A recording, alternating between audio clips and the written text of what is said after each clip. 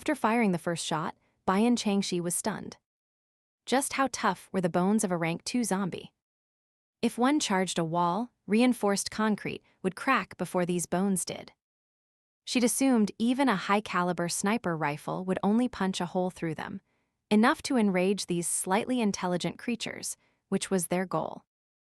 But no, this single shot had obliterated one zombie's entire shoulder and chest.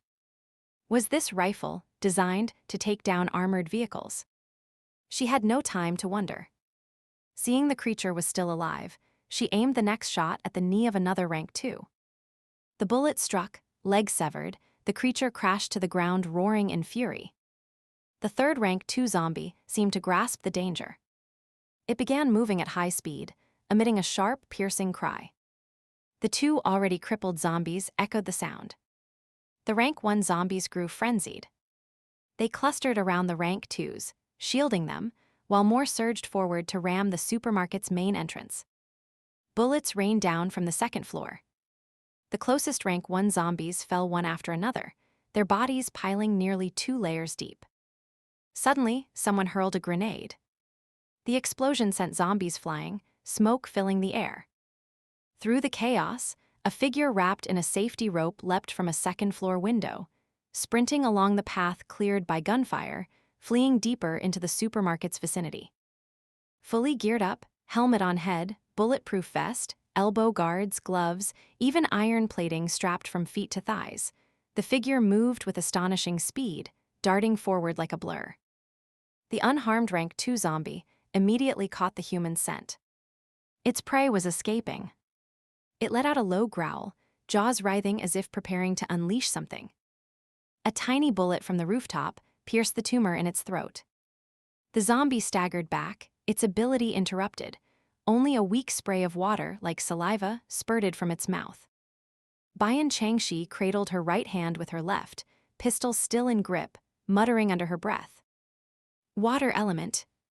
Since the sniper rifle was so powerful, better not waste it on minor tasks. Disrupting abilities. That could be handled by a smaller handgun. But handguns were unstable. At such a distance, only someone like Bian Changxi, whose 7 years of prior life training had forged expert marksmanship, could pull this off. Her gaze shifted. The leg-shattered zombie wasn't slow to react. It was already gathering green light in its throat, preparing to spew out thorny vines. Wood element. She fired, bullet straight into its left eye. Almost simultaneously, a crimson bullet from another angle slammed into its open mouth. The force hurled the zombie backward several meters, smashing a heavy truck into a deep crater before it crashed to the ground. Bian Changxi flinched. That second shot was fired by Gu Xu.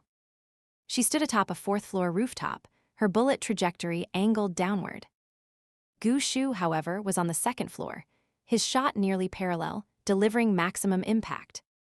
And only he could channel fire element energy into a bullet. Otherwise, how could the force be so devastating?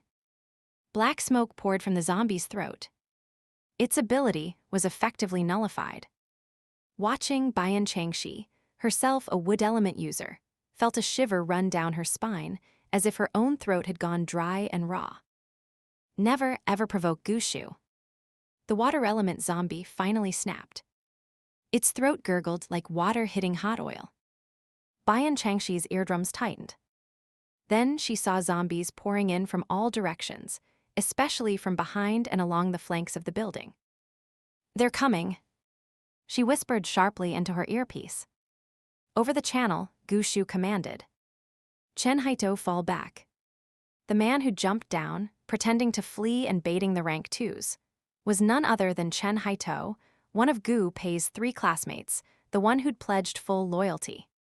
He'd somehow awakened a speed-based ability and volunteered for the decoy mission. Wearing an earpiece, he heard Gu Xu's order. Relieved, he turned on a dime, sprinting back like the wind. Teammates above immediately hauled him up with the safety rope, while everyone unleashed concentrated fire to cover his retreat.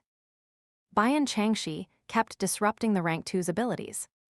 By the time Chen Haito was halfway up, the ground below was swarming with zombies, endless waves that turned the stomach.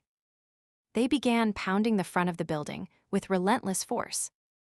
The entire structure trembled. The already shattered glass doors and cracked walls splintered further. Fortunately, the interior was barricaded with heavy furniture and counters, wedged tightly against the walls, so even if the doors broke, the zombies couldn't get in. The wood element zombie finally recovered. With a long, thin shriek, it commanded the others to attack the support pillars, biting, clawing, trying to tear the entire building down. People on the second floor watched in horror. The zombie's vengeance was terrifyingly intense. Gu Xu's expression remained sharp and cold. He whispered into the comms. "Chao Feng's status. Half the zombies are gone. 2/3. "One rank 2 is heading your way," Chao Feng replied, calm as ever, then raised his voice. "Get ready, breakout." Behind them, a series of explosions roared, gunfire erupting in fierce bursts. With overwhelming enemy numbers, only a concentrated barrage of heavy firepower could carve an escape route. They had to seize that split-second opening. But the noise instantly alerted the zombies ahead. Gu Xu watched coldly as the rank 1s scattered in chaos. The rank 2s seemed dazed, then, as if snapping to awareness, began herding the rank 1s to retreat. "Block them," he ordered. The team on the second floor started throwing grenades in a steady rhythm, not to kill, but to seal off escape routes and trap the zombies in place. Yet the rank 2s were selfish. They forced the rank 1s to lead. And since the rank 1s moved in clusters, they were easy targets. That was precisely why the rank 2s were still alive. Without their control, the rank 1s would have scattered like sand. An enemy's strength, if exploited right, could become their weakness. Still, this battle made Gu Xu uneasy. He now saw just how absolute the high-rank zombies' control over the low ranks truly was. "Hold on a little longer. Our breakout team is almost through," he encouraged. Then, suddenly, he spotted the zombie Bian Changxi had blown apart at the shoulder. It rose, roaring, grabbed a nearby rank 1 zombie, bit straight through its skull, devoured its brain and crystal core, chewing fiercely. Then, before their eyes, its shredded chest and shoulder began regenerating. "Hey!" Onlookers turned pale, clapping hands over mouths, fighting nausea. Gu Xu snapped, "Stay steady, don't stop the grenades." "Changxi, kill it." Bian Changxi had already switched to the sniper rifle. 2 rapid shots dropped 2 rank 1 zombies nearby. No good. "It's moving too fast, and there are too many zombies." "Wait, no, it's going for the wood element zombie." After consuming 1 zombie, the creature's speed doubled. In an instant, it reached the wood element zombie, grabbed it and bit down. Bian Changxi fired, missed. The target dodged too fast. She fired again. The bullet struck the wood element zombie instead. It exploded like a balloon, flesh and bone spraying everywhere. She aimed for a 3rd shot, but the creature moved erratically, dodging unpredictably. When it stopped, grotesque tumors on its body began shrinking. A strange glow emanated from its form. Its rotting flesh visibly regenerated, decay reversing before their eyes. Bian Changxi inhaled sharply. "It's evolving." From a transitional form into a true rank 2 zombie. It locked eyes with Bian Changxi, jaw twitching as it gathered energy. She fired, shattered its cheekbone. It staggered back, but its ability wasn't interrupted. Suddenly, a thick, dark green vine lashed out from its mouth, spearing straight toward her head. Bian Changxi's heart pounded. She dropped the rifle and fled. The vine pursued, faster than she could run. She reached the rooftop's edge, arms outstretched, jumped. The vine curved midair, chasing her down, nearly impaling her skull, when suddenly a burst of flame engulfed it from behind. In seconds, the vine turned to ash. Bian Changxi dangled in midair, suspended by her own vines, helplessly watching as the zombie's tendrils were burned to ash. The last flicker of flame vanished into the air. A few wisps of plant ash drifted down, and she quickly swung aside to keep them from landing on her face. Her heart felt just like her body, swinging on a swing, unmoored, pounding wildly and fiercely. This was the closest call she'd had since her rebirth. Her face burned, as if still scorching from the searing arc of fire, the heat so intense it felt like it might tear straight through her heart. Changxi. Changxi, are you okay? A frantic voice through her earpiece snapped her back to reality. She blinked. Still alive? Are you hurt? Thanks to your timing, she climbed up the vine, panting with a bitter smile. Vines that can change direction midair. That zombie is a prodigy. No matter how genius, it's finished now. Gu Xu's voice was cold. Rest up there. Leave the rest to me. As Bian Changxi climbed, a sudden explosion roared below, so powerful the ground shook. She grabbed the waist-high rooftop wall, flipped over, and rolled onto the roof. Lying on her back, she gasped for breath before scrambling to her sniper rifle. The genius zombie was gone, nothing left but a charred mass. Even the large truck beside its original position was overturned, its dented frame now blazing. The remaining water-type zombie and 2 other rank 2 zombies, which had been mimicking their fallen comrade by devouring rank 1 zombies, had also met their end. One had already been blown apart. The other was just then slammed by a fireball and sent flying into the horde, where it burst into flames. Bian Changxi stared in shock. Your fire ability packs a punch. Like heavy artillery. Her voice traveled only through the earpiece. Only Gu Xu could hear her, and she could only hear him. It wasn't me. It was the rifle grenade. Rifle grenade. Bian Changxi was slightly surprised. Rifle grenades were compact explosive weapons used by infantry, portable, powerful, with blast force comparable to hand grenades or mortars, yet with medium range and excellent armor-piercing capability. In the apocalypse, many weapons were reverse-engineered from pre-disaster firearms. Yunhua Base had attempted to develop their own, but hit technical roadblocks with rifle grenades and eventually abandoned the project. Ju Yunhwa had been in a foul mood for days over the failure, and she'd remembered the weapon out of sympathy.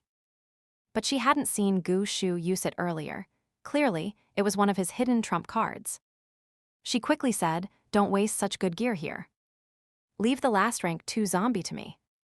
But you really think every zombie that eats a few comrades becomes an evolutionary genius? That one was special. She shouldered the sniper rifle. Gu Xu fell silent for a moment, then chuckled. Looks like I lost my cool. If it won't evolve right away, we can let it live a little longer. Let it live. Bian Changxi paused, watching the zombie command the rank ones like a king. At that moment, several vehicles appeared simultaneously from both ends of the road, windows rolled down. The people inside, those who had broken out from the supermarket, opened fire on the zombie horde, taunting and provoking them before speeding away in a cloud of dust. Only when the cars were about 30 meters away did Gu Xu speak again. Kill. She understood immediately. She aimed and fired, one shot, head exploded. With no leader or restraint, the rank 1 zombies scattered after the fleeing cars, splitting into multiple groups. The ones left in front of the supermarket became a mere fraction. If they'd killed the rank 2 zombie earlier, the rank 1s would have dispersed sooner. This outcome wouldn't have been possible. Bian Changxi knew this step was part of the plan. She'd just forgotten it in the chaos. Gu Xu had nearly made the same mistake. As the zombies scattered, Gu Xu said, "We're leaving." Changxi, come down. Wiping sweat from her brow, Bian Changxi gathered her things, grabbed her sun hat, and fanned herself as she climbed down. She saw a suitcase placed behind Gu Xu, who stood on the 3rd floor landing waiting for her. What are you coming back up for? Let's go. I've already sent them to get the car. A little delay won't hurt. Gu Xu removed his earpiece. As she passed by, he suddenly reached out and grabbed her arm. I want to say something to you. Bian Changxi froze. She pulled back her step, took half a step back and looked up at him. That's strange, why is the boss taking so long? At a large gas station on the outskirts, nestled against a forest, vehicles of all kinds were parked haphazardly. A few remaining zombies had been cleared. Survivors who'd escaped from the supermarket scoured the fast food joint, convenience store, and staff dorms for useful supplies. They hadn't dared carry much during the escape. They were lucky to be alive. Now, everyone was short on food and essentials. There had been casualties. 2 died on the spot. 2 others were bitten by zombies and were now tightly bound and locked away separately. Some mourned. Others silently thanked their luck. 44 survivors remained, excluding the 10 who hadn't yet returned, including Gu Xu and Bian Changxi. They'd only left the supermarket moments apart. Even if their driving routes differed, they should have arrived over 20 minutes ago. While others grew anxious, Gu Xu's comrades showed no concern. Especially Chaoyun, he only cared about one thing.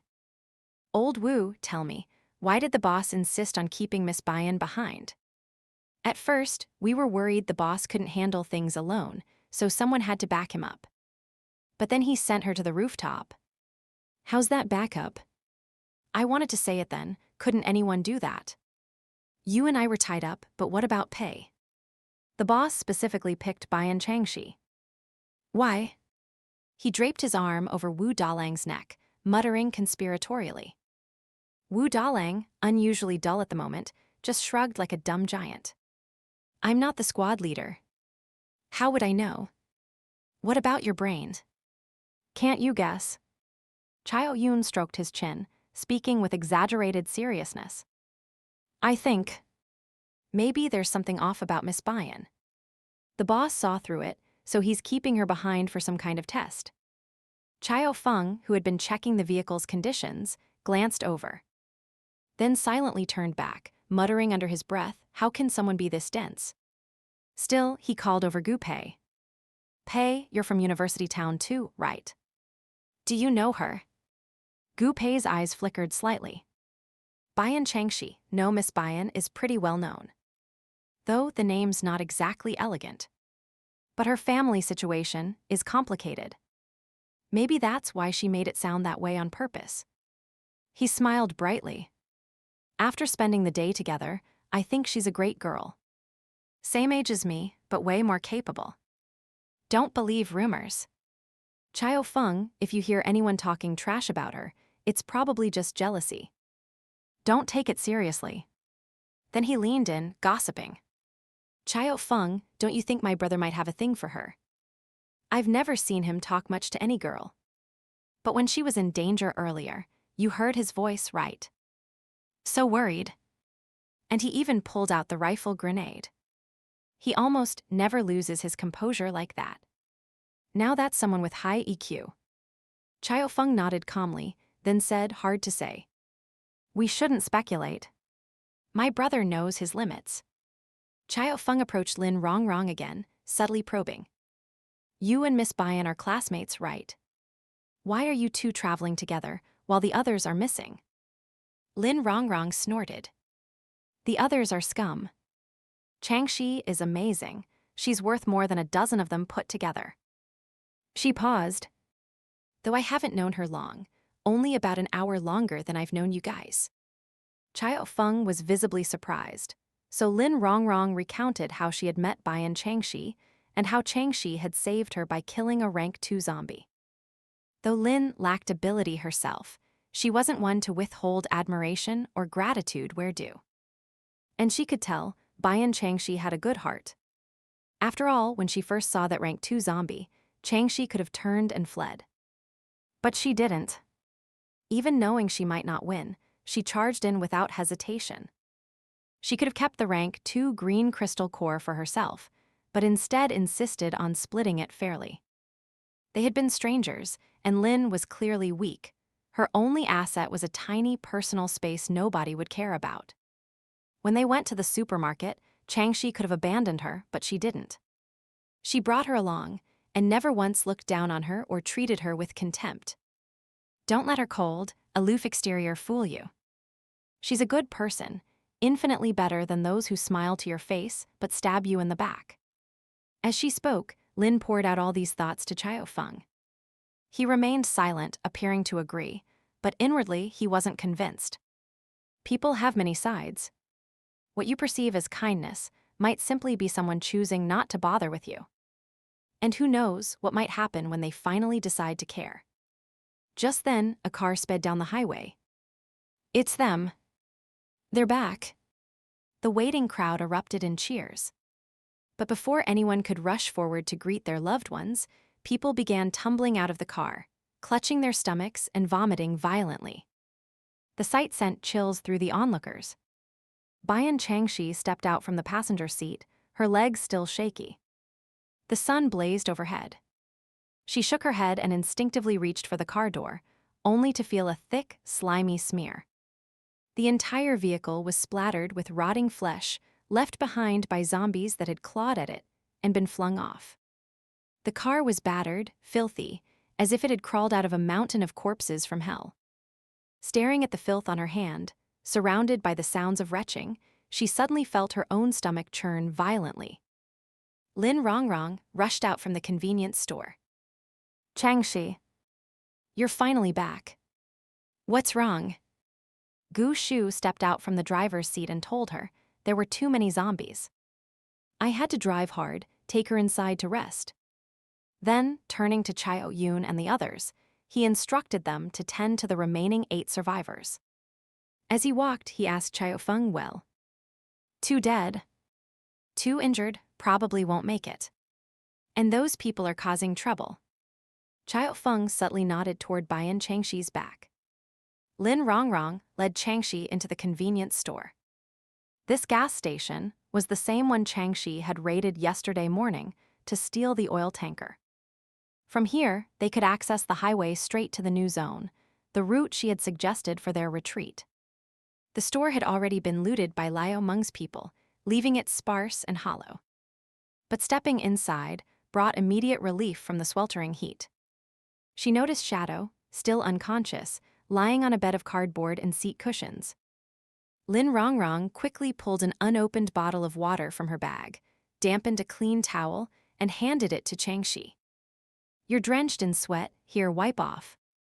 Then she took out a comb and began smoothing out Changxi's tangled short hair. Changxi felt awkward, but had no strength to protest. 10 people had been crammed into one car, racing like madmen, and she'd nearly suffocated from the chaos. She plopped down on the floor, wiped her flushed face, cleaned the grime from her hands, and took a sip of water to soothe her parched throat. How long have you been here?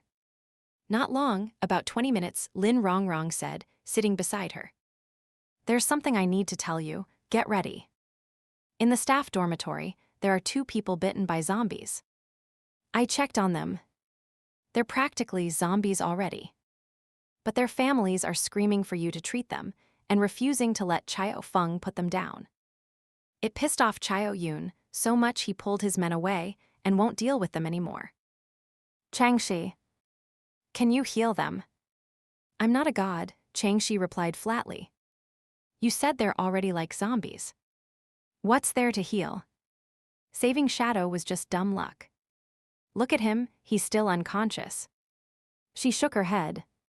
She had 0 experience or technique in this area. But people were like this. Once you did one extraordinary, one-of-a-kind thing, they'd latch onto you. She didn't care about the victims' families blaming her. What annoyed her were the endless troubles that followed. And just as she was catching her breath, a red-clad figure shoved open the convenience store door and loomed over her. Miss Bian, our miracle healer, savior of the suffering, there are people waiting for you to save them. Won't you show a little compassion? Bian Changxi gave Yang Xiaowen a cold glance, along with the few survivors peeking in behind her. Through her earpiece, she quietly contacted Gu Xu. Captain Gu, my abilities are limited. I can't help those injured people. Understood. Then, raising her voice, she told the people behind Yang Xiaowen, Captain Gu says we'll depart for the new zone in 10 minutes.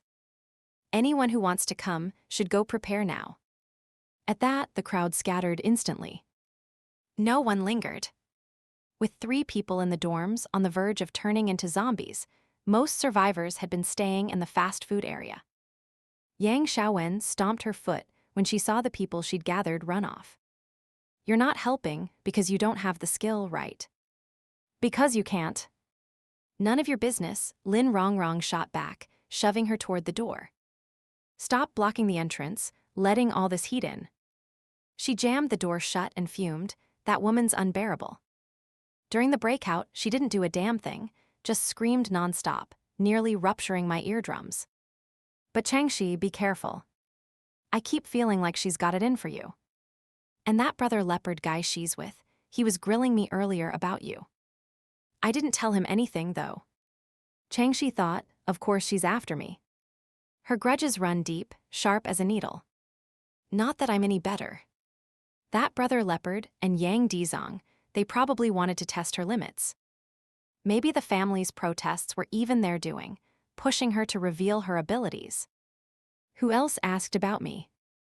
Chao Feng. Him. They seem confused about why Captain Gu left you behind alone at the supermarket, Lin Rongrong said with a teasing smile. By the way, why did Captain Gu leave you behind? Changxi's expression darkened slightly. She glanced at the motionless shadow, then turned to Lin Rongrong. What did you tell Chao Feng? Lin Rongrong stiffened at her seriousness, her heart skipping a beat. She quickly shook her head. Nothing much, I just told him how we met and about killing the rank 2 zombie. He didn't react much. Then you came back. Changxi pondered for a moment. Then she pulled Lin Rongrong outside, checked that no one was around, and lowered her voice. Our space has been exposed. What? How is that possible? Lin Rongrong was shocked. Could it be because of last night when we? Bian Changxi was just as surprised. Remember when we came up last night and ran into Gu Xu at the stairwell? He said he sensed an ability fluctuation at that moment.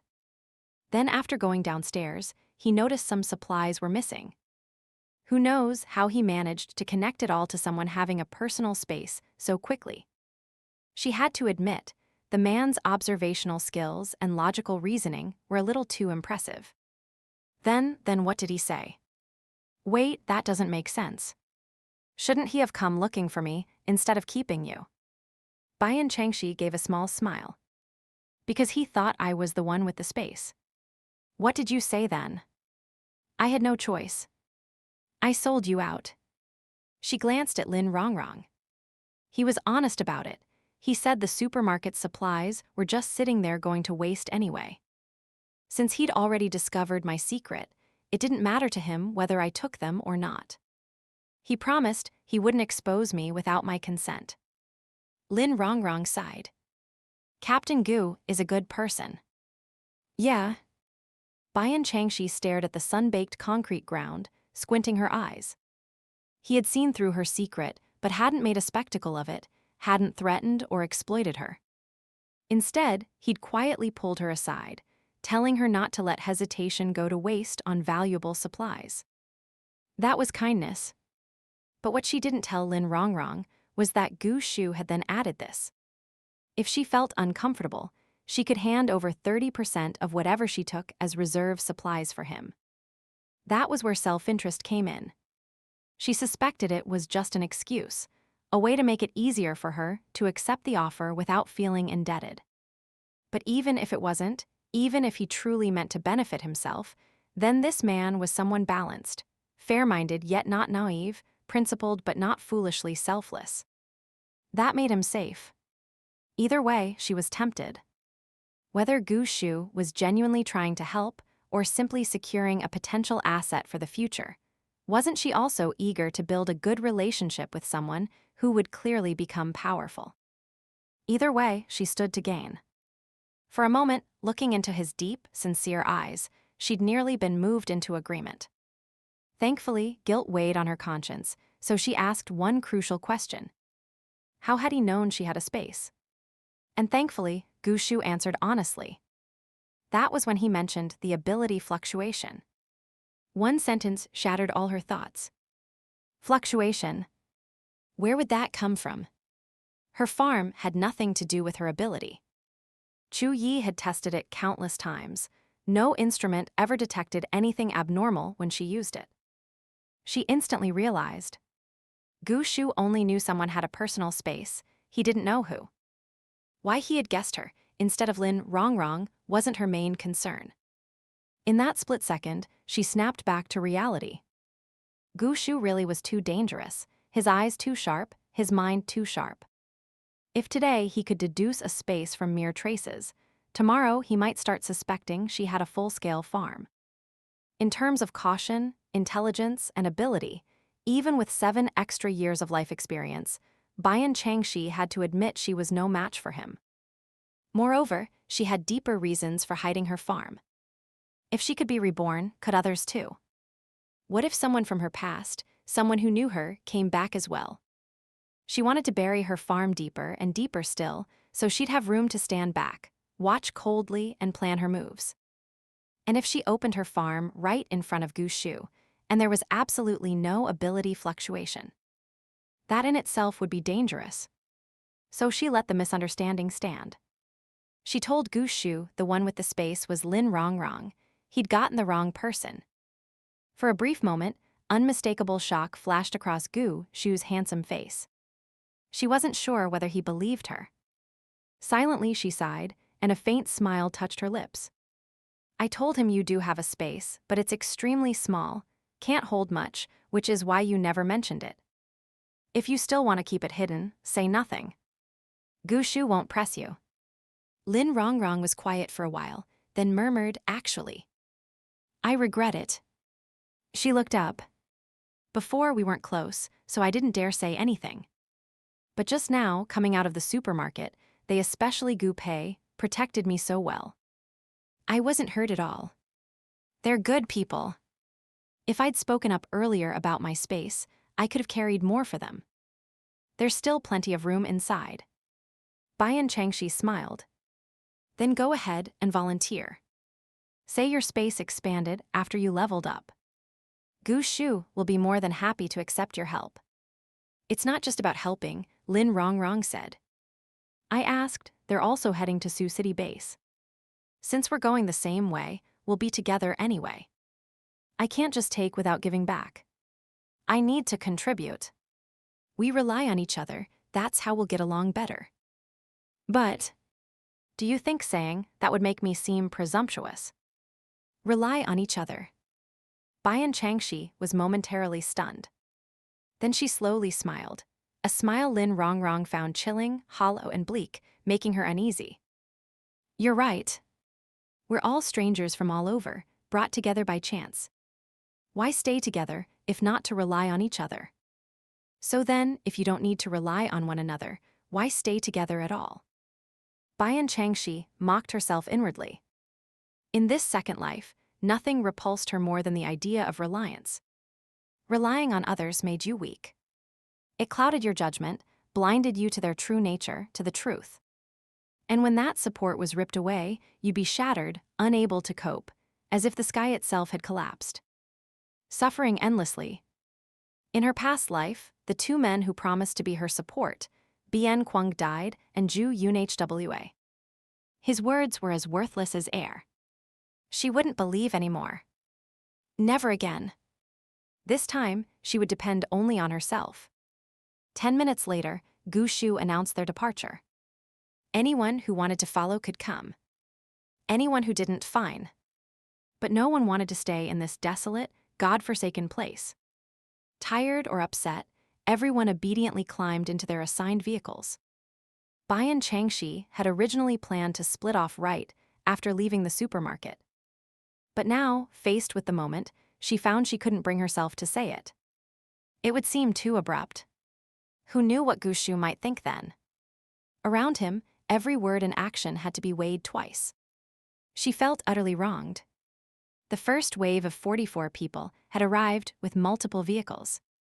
The second group of 10 had only one car, which was now too damaged to drive. Fortunately, the gas station still had several sedans. After some distribution, everyone had enough space, plenty of room, in fact. Bian Changxi, Lin Rongrong, and the 2 Gu brothers shared one car. Chao Feng, Chao Yun, Wu Dalang, and the unconscious Shadow took another, This arrangement made it easier to look after each other. As for the rest, they were on their own, except for Chen Haito's family. Gu Xu, impressed by the young man's courage, had arranged for their vehicle to follow closely behind, so they could assist if anything happened. Gu Pei was thrilled for his classmate, almost eager to jump into their car and chat. But to let Gu Xu rest, he forced himself to return and take the wheel. Outside, the sun blazed mercilessly. Inside the car, the air was stifling. Gu Xu sat in the front passenger seat, eyes closed, resting. Bian Changxi and Lin Rongrong sat in the back. She had her collar raised, a white cap pulled low over her face, arms crossed as the car swayed gently forward. She didn't radiate keep away, but her presence was undeniably distant. At some point, Gu Xu opened his eyes. His dark gaze shifted to the rearview mirror. Only a small patch of fair skin on her chin was visible. "Brother." In the quiet car, Gu Pei glanced repeatedly at his older brother while driving, sensing something off in his expression. Finally unable to hold back, he called out. Gu Xu slowly withdrew his gaze from the rearview mirror, lowered his eyes, and remained silent for a breath before turning his head. "What is it?" "I was about to ask you the same thing. You've been staring at Bian Changxi for ages." Recalling the awkward, icy atmosphere between them when they got in the car, Gu Pei couldn't help but wonder what had happened between them before. He asked, assuming no surprises, we should reach the new zone before dark. "Then what?" Gu Xu's expression turned serious. "First, find a safe place to settle. We don't know if there are soldiers stationed there. We'll decide our next move based on the situation." Lin Rongrong leaned forward and asked, "Captain Gu, do you really think the military will come to evacuate us?" "And when?" "National communications are completely down," Gu Xu replied. "All we know comes from the nationwide emergency broadcast channel." "Huh? But your earpiece and smartwatch seem super advanced. Can't you contact your superiors?" Gu Xu fell silent, staring ahead at the road. Gu Pei chuckled and answered for him. "My brother's unit answers directly to the capital military region. They were deployed here for a special mission, so they're not really connected to Jiang City or Sioux City." Lin Rongrong nodded vaguely, not fully understanding, and didn't press further. The highway conditions were terrible.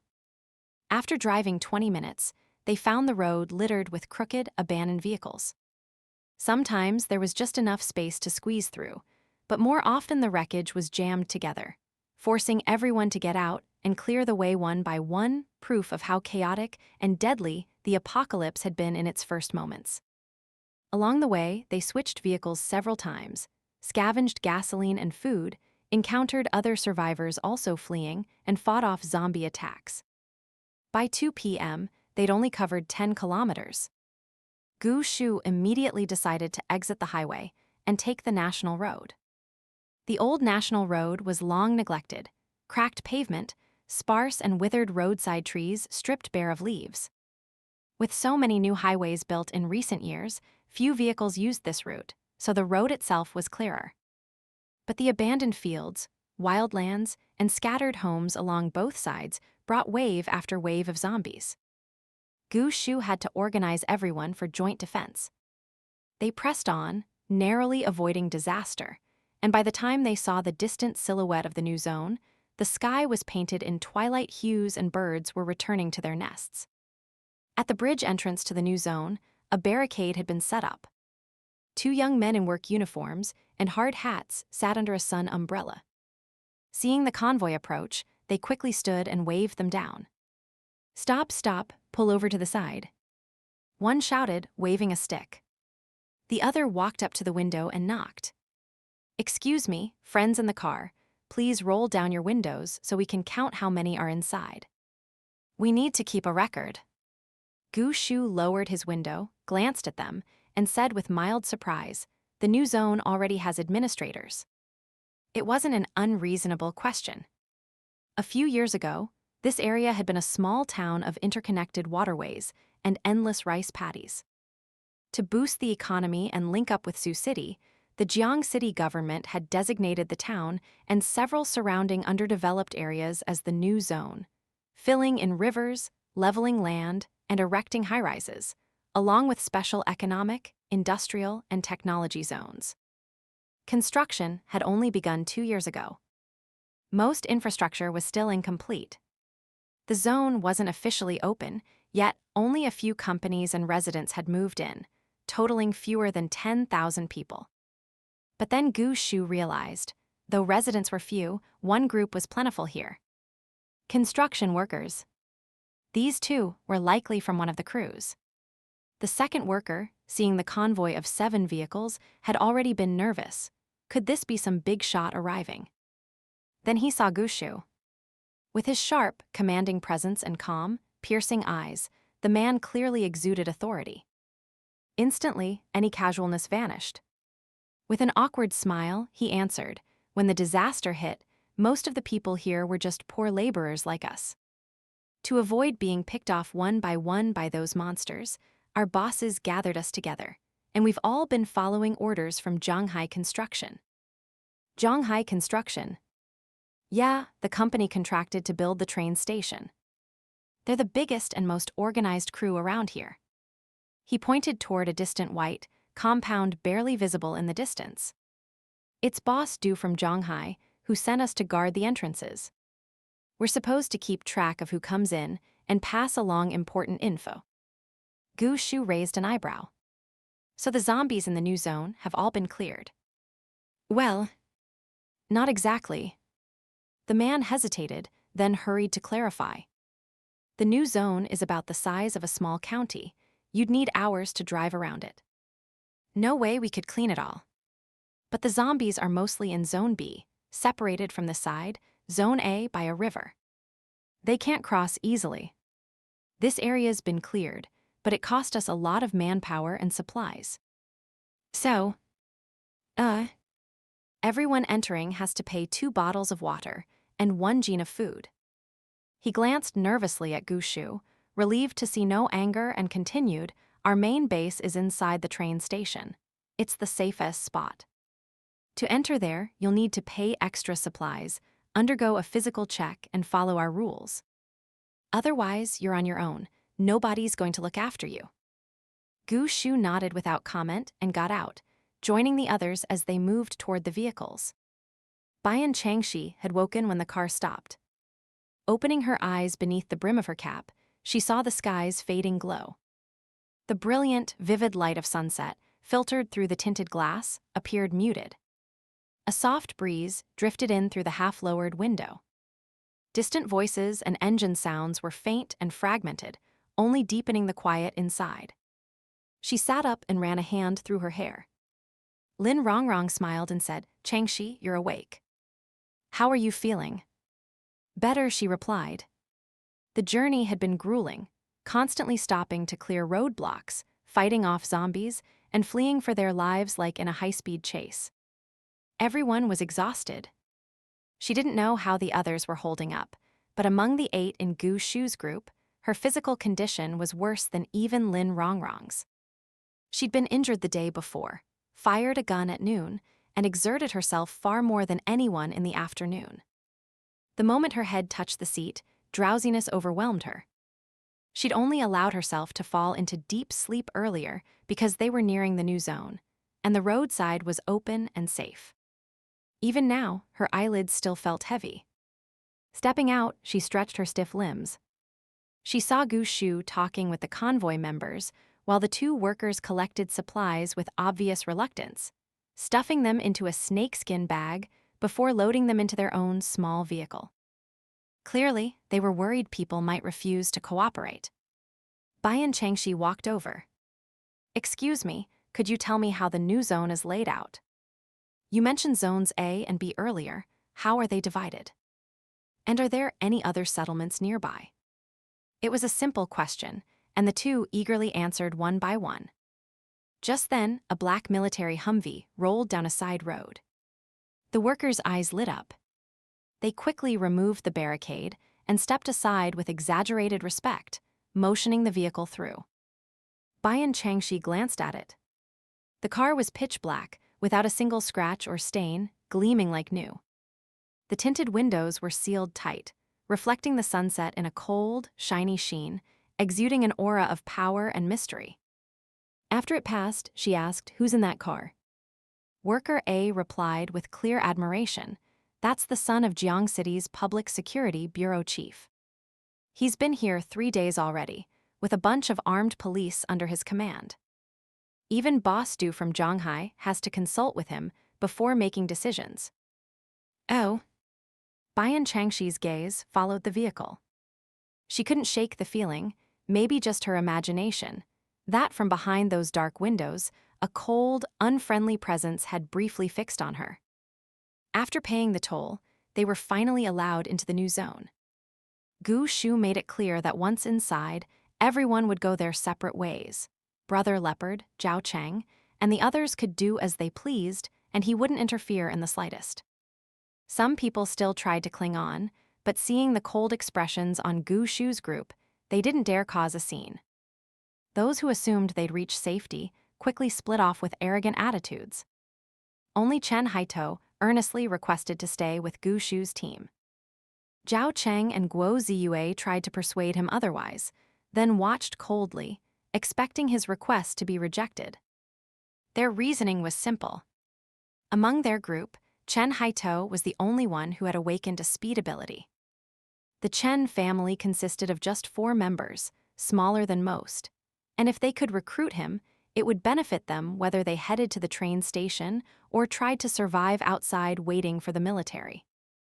But to their dismay, Chen Haito showed zero interest in becoming their leader. Instead, he wanted to join Gu Xu's team, willing to follow under his command. This infuriated them. Yet when Gu Xu actually nodded and accepted the request, their anger was overshadowed by deep disappointment, resentment, and confusion. No one had time to care about their feelings. With Chen Haito joining, Gu Xu's temporary group now totaled 12 people. 3 vehicles drove deeper into the new zone. The area had been under construction, but the disaster brought it all to a grinding halt. As the car moved forward, Bian Changxi could only see half-finished skyscrapers, overpasses cluttered with scaffolding, and construction sites piled high with steel equipment. In the fading sunlight, these frozen scenes carried a melancholy sense of stillbirth and desolation. After driving a while, they finally spotted a cluster of completed apartment buildings, structures already open before the apocalypse, still bearing traces of past life. The streets were now filled with survivors, some newly arrived like themselves, searching for shelter, others scavenging for supplies. Chaoyun went ahead to scout and found that the best-located apartments were already claimed and occupied by a mixed crowd. After a quick discussion, they settled on a street-facing building across from the apartments, a 4- or 5-story structure with shops on the ground floor and living spaces above. Eventually, they chose a former snack shop on the ground level. The building was an old, undemolished house, clearly abandoned for quite some time. It had 4 floors. After prying open the lock, they found each floor above the first had 2 rooms, one in front and one in back. Gu Xu's 6-person group took the 2nd floor, the 4 Chens took the 3rd, and Bian Changxi and Lin Rongrong claimed the 4th. Bian Changxi carried her bag into the front room on the 4th floor. Inside, wooden floorboards were covered in dust. An old single mattress sat against one wall, flanked by 2 antique wooden cabinets and scattered junk, clearly once used as a storage room. She opened the window to let in air, rolled up her sleeves, and gave the room a quick clean. From one of the cabinets, she pulled out a dusty quilt, placed it at the foot of the bed, and arranged it so it could be unfolded easily for sleeping. Standing by the window, she noticed she could see the massive white train station from here, only 2 streets away. Even part of the station square was visible, bustling with people and vehicles. Not bad. She could keep an eye on the station's movements from here. She sat down by the bed, reached into her bag, and pulled out a rank 2 green crystal core. Closing her eyes, she stilled her breath and began absorbing its energy. When she opened her eyes again, night had fully fallen. Bian Changxi felt her strength completely restored, a warm, soothing sensation flowing through her body, every trace of fatigue erased. This was the advantage of the wood element. Its recovery capability surpassed that of any other type. Just as she was considering practicing her abilities, a soft voice came from the doorway. "Changxi, can I come in?" Lin Rongrong stood there, holding a candle. "I wanted to check if you needed anything." "Did I interrupt?" "No, come in." Lin Rongrong set down the candle and patted the quilt at the foot of the bed. "This thing's dry and hard, how can you sleep under it?" It even smells musty." "I've got extra blankets." "Let me give you a couple." "No need." "This is fine. Save your new ones for when you really need them." Ignoring her, Lin Rongrong pulled 2 thick quilts from her space, quickly spread them over the bed, and fluffed them out. "Don't worry, everyone basically knows I have a space now. No need to hide it. Blankets aren't treasures, and they're not one-time use. I'll just take them back when we leave." "There." She added a pillow, clapped her hands like she'd earned praise, then leaned in close with a playful grin. "Were you cultivating just now?" "Sort of. Absorbing energy from the crystal core." Bian Changxi showed her the green core. "You've got white cores, right? Have you tried using one?" "Not yet. Haven't had the time. I've been too nervous." Lin Rongrong held the core up to the candlelight. "The color's so pale. I remember it used to be much whiter." "That's because the energy is almost gone. How long can this one last you?" "If I'm completely drained, it can probably support 4 or 5 more absorptions." Bian Changxi paused, then added. In truth, 4 or 5 was an understatement. It could last her at least 7 or 8. But for most other first-rank ability users at this stage, 2 or 3 absorptions would be pushing it. This was the benefit of experience. Her control over her ability was, for a first-rank user, nothing short of masterful, allowing her to extract maximum efficiency with almost 0 energy wasted. But that was all it was. In her past life, she'd specialized in healing. She'd never studied offensive wood-type techniques, and later, due to injury, her ability had stagnated at rank 6. Compared to true powerhouses, she was practically unskilled. Achieving the kind of overwhelming mastery where a single move could shake the heavens, that kind of potential might have fit someone like Gu Xu if he'd been reborn, but not her. She'd have to inch forward, step by step. For now, her main goal was simply to strengthen this fragile body. Lin Rongrong eagerly pulled out a white core. "I want to cultivate too. Can you check if I'm doing it right?" Bian Changxi tilted her head slightly. "Someone's coming up." Sure enough, Chao Yun called from the stairs. "Miss Bian." "Rongrong." "Busy." "Come down for a minute, our leader's got something to say." Everyone gathered on the 2nd floor. 2 candles stood on the table, casting dim light. In the shadows, faces were barely visible. Gu Xu was speaking. "We'll probably be staying here a few days. We need to gather intel, collect supplies, and ideally test our abilities on zombies. Move freely, but stay safe. And someone needs to stay behind to guard the place. Let me hear your thoughts." The 4 Chens were all present: Chen Haito, his grandfather, and his parents. After Gu Xu finished, Grandpa Chen, as everyone called the old man, spoke first. "My bones are stiff. I can't do much.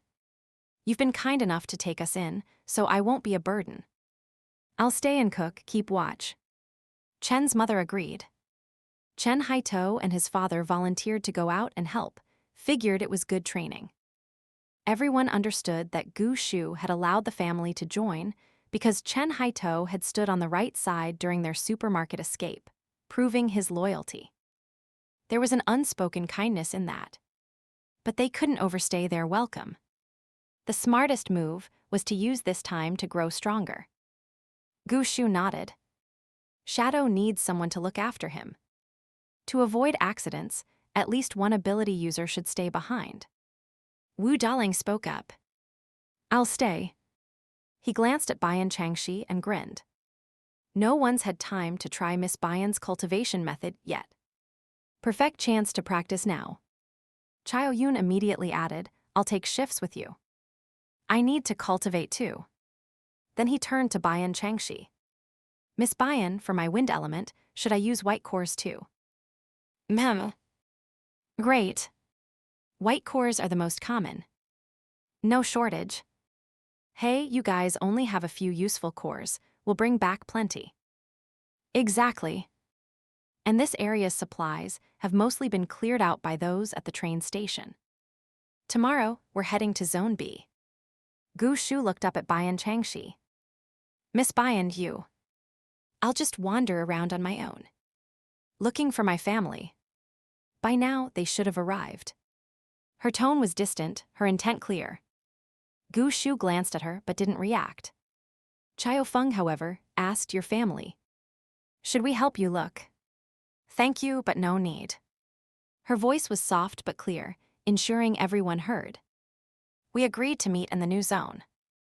We have our own way to contact. I'll probably have to say goodbye to all of you then. Chao Feng and the others felt a pang of regret. Losing a team member with healing abilities, sharp shooting skills, and solid combat sense was a real loss. But Gu Pei and Lin Rongrong exchanged surprised glances. Weren't Bian Changxi's family relations supposed to be terrible? This didn't make sense.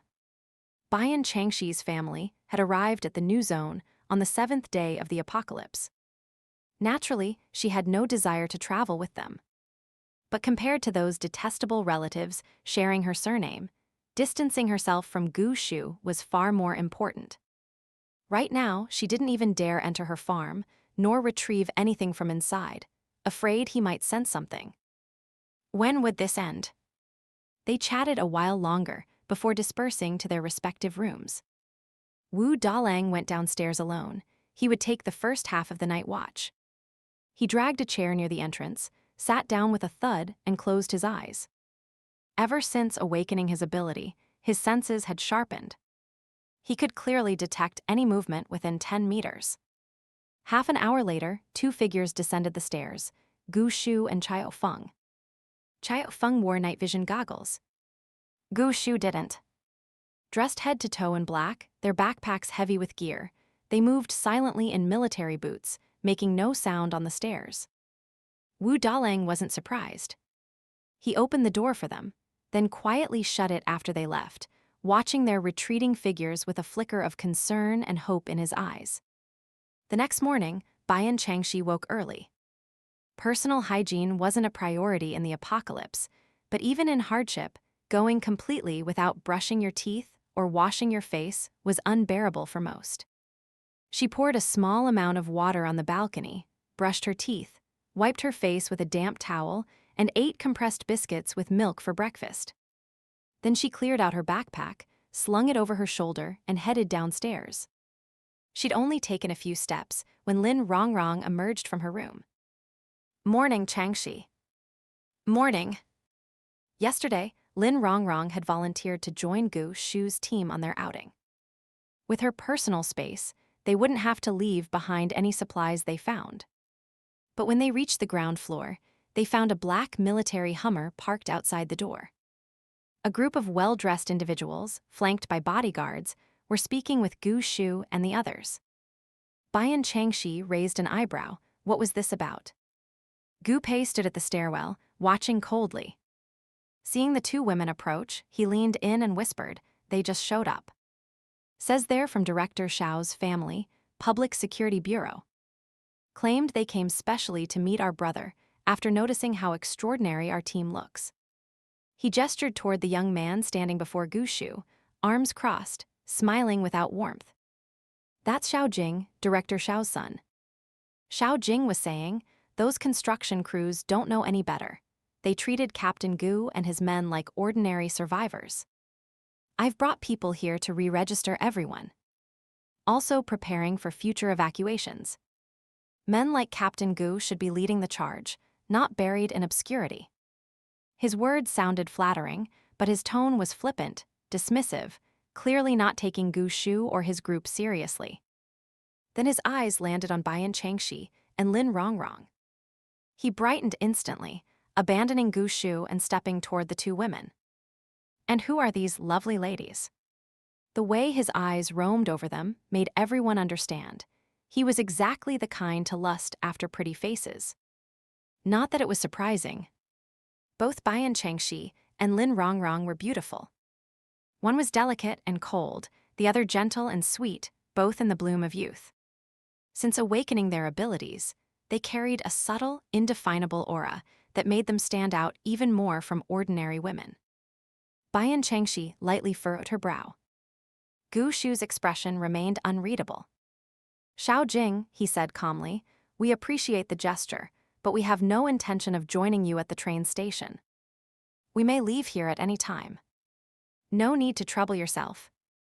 Xiao Jing's smile faltered, clearly offended. Before he could respond, a middle-aged man stepped forward, gently pulling him back. "Young Master Xiao, didn't we have another stop to make? If we delay, we'll have come all this way for nothing." Then, turning to Gu Xu with a forced smile, "Today was just about collecting names. Whether you go to the station or not is entirely your choice." Only then did Gu Xu nod.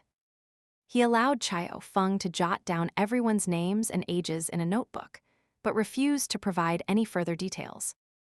The middle-aged man took the notebook with a bright smile, dragging Xiao Jing away. As Bian Changxi watched them drive off, her gaze sharpened. Who was that man? Gu Xu's eyes narrowed slightly. According to him, just the owner of a large internet cafe in the new zone. Name's Zhang. Implied he only got close to Xiao Jing by sucking up. Chao Yun snorted. I doubt it's that simple. That man reeks of blood. He wrinkled his nose. But it's not the iron and gunpowder stench of a soldier. It's darker, damper. Be careful with him. His instincts were always sharp. Gu Xu said nothing. Last night, he and Chao Feng had infiltrated the technology center in Zone B, attempting to contact their superior in the capital. As expected, the attempt failed.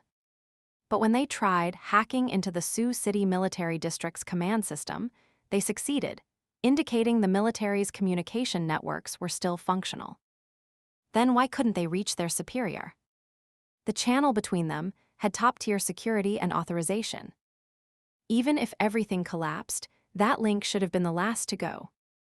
Recalling the private conversation with his superior before the mission, the man had clearly anticipated some massive upheaval. Gu Xu felt a creeping sense of dread. Something must have happened to him. So he'd ordered Chao Feng to probe both Sioux City and Jiang City military networks. They hadn't found anything useful, but they'd definitely caused a disturbance. Someone would trace them within a day or two. It was a test, a stone cast into the dark waters.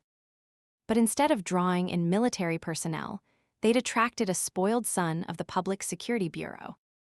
Strain. Could he have been sent as a scout? Bian Changxi was deep in thought. She'd noticed the middle-aged man, Zhang, looking at her twice. Once when he pulled Xiao Jing away, and again just before leaving. The glances were subtle, but she caught them. There was something odd about his gaze, intense, targeted. With that unsettling feeling, she bid the group farewell and walked off alone, quickly disappearing into the streets. Meanwhile, Zhang was still smiling, fawning over Xiao Jing. They're nothing special, Xiao Jing grumbled. Special forces. Looked like regular people to me. Wasted my time coming here. Zhang chuckled. Better safe than sorry. Some people who came in with them said they acted just like military types. They're saying the army's moving in within days. If we've already built connections with them, that's a solid advantage. Xiao Jing waved a hand. Army. My armed police aren't pushovers. Who do they think they are? Zhang bowed with a smile as Xiao Jing walked off. Once the man was out of sight, Zhang straightened up, his expression twisting into pure disdain. He returned to the car, reached into his pocket, and pulled out a small photo. It was a standard student ID picture, a young girl with dark hair and bright eyes, smiling at the camera. She looked innocent, a bit immature, but unmistakably the same person as the Bian Changxi he'd just seen. Bian Changxi. So it's the jade bracelet, is it? Meanwhile, Bian Changxi was riding a Yamaha-style motorcycle along a tree-lined path outside the new zone. Ahead, a green Chery car sat abandoned by the roadside, covered in fallen leaves. She glanced at it in the rearview mirror, ready to ignore it, when suddenly her bike swerved. She stomped the throttle, sliding sharply past the Chery. At the very moment she passed, a roar erupted from inside the car. The door burst open as a zombie, previously motionless, lunged out. Of course. Wherever you go, zombies find you. Bian Changxi's expression darkened. She wheeled the bike around, stopped and stepped off. Before the zombie could reach her, she grabbed her fire axe and took 2 strides forward, swinging the axe down. The zombie blocked with its long arm. Its bloated, drool-covered head snapped toward her, tongue lolling as thick saliva dripped. Bian Changxi waited. Then, with perfect timing, she drove her straight blade straight through its throat. She kicked hard, sending the creature flying back. The kick was expertly placed. Though not a large zombie, it crashed to the ground instantly. She shook the slimy gore from her hand, raised the axe, and cleanly severed its head. Don't think killing a zombie is easy. First, you must feel no fear.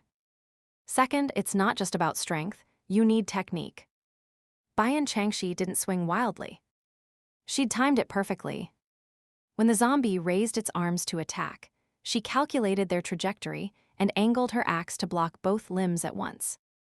If she'd only hit one, or worse, struck its chest, her own eyes might have been gouged out by those long, blackened fingernails in the next second. She also used her farm.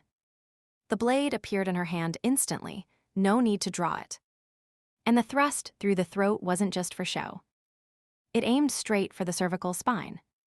Though it didn't sever it, the heavy impact disrupted the neural connection between brain and body, paralyzing the zombie for a few crucial seconds, just long enough for her to kick it down.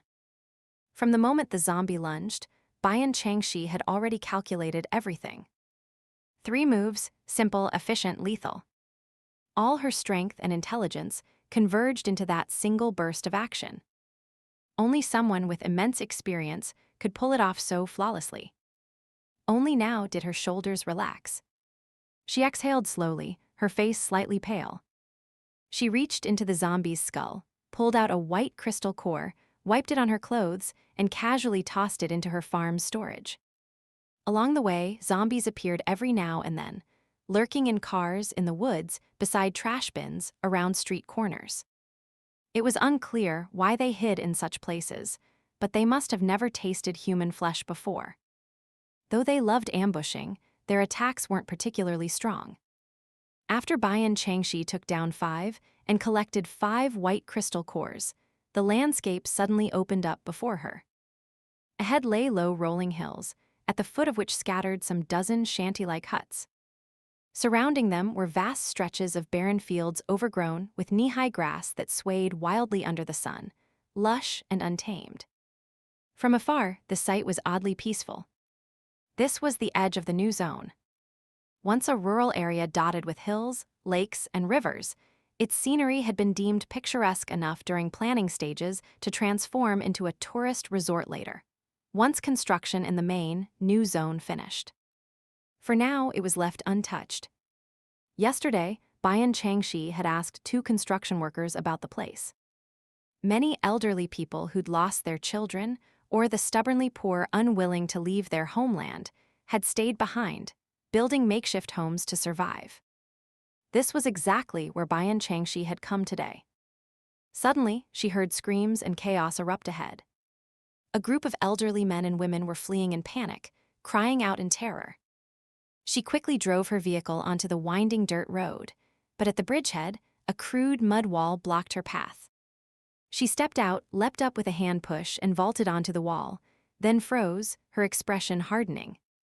A young, muscular man with a twisted, crimson-eyed face was chasing the elders with a shovel. Towering and powerfully built, despite a limp in one leg, each swing of his shovel crushed a victim. Bian Changxi watched in horror as he slammed the shovel into an old man's abdomen, stomped down, and pried upward, just like tilling soil, flinging intestines and organs into the air. Ah! The shriek pierced the sky. Bian Changxi shuddered, nearly losing her grip and falling. She quickly pulled out the handgun Gu Xu had given her, aimed, and fired. The youth howled, dropped the shovel, and rolled on the ground, clutching his blood-soaked wrist. The gunshot stunned everyone. They turned to see a black-clad woman leap lightly from the mud wall and rush over. She glanced at the wounded elder, then at the youth. What happened? Still trembling, a middle-aged woman rushed forward, collapsing beside the old man and sobbing Uncle Wu. Uncle Wu. The man's abdomen was a mangled mess, ribs and sternum shattered. One look told Bian Changxi he was beyond saving. Sure enough, he twitched twice, mouth moving soundlessly, then slumped over lifeless. The woman wailed, snatched up the shovel, and began beating the youth mercilessly. I'll kill you. Kill you. Did Aunt Wu bite your father on purpose? You killed her, wasn't that enough? Now you're killing Uncle Wu, killing us all, monster. Others snapped out of their shock, storming forward to kick and punch the youth, while others collapsed beside their dead, weeping in agony. Bian Changxi stepped back, quickly counting. 3 dead elders. 1 female zombie corpse. Several injured. Besides the woman and the youth, 5 survivors, old, frail, barely hanging on. The story pieced itself together. Aunt Wu had turned into a zombie and bitten the youth's father. Enraged, the youth killed her, and then, still not satisfied, went on a rampage against everyone else. Of course, the youth was in the wrong. But from Bian Changxi's perspective, she didn't feel his actions were unforgivable. Put herself in his shoes. If someone she cared about had been bitten, she'd have gone mad too. In this apocalypse, bloodbaths sparked by mere frustration were all too common. Ever since she'd fired that first shot, she'd stood there, frozen, unsure how to stop what was unfolding. She'd only come here to trade for supplies, maybe a few chickens or ducks, some small fish. The new zone had no live animal market, and with so few people around, finding even a live cat was near impossible. She wanted to secure livestock and fish for her farm before they mutated. Was that really too much to ask? Why did she have to walk into this? Suddenly, she sensed something. She looked up. Before a low brick-and wood shack stood a male zombie with ashen, rotting flesh. Its yellow, clouded fish eyes seemed to lock onto her before it began shuffling forward stiffly. Bian Changxi's eyes widened slightly.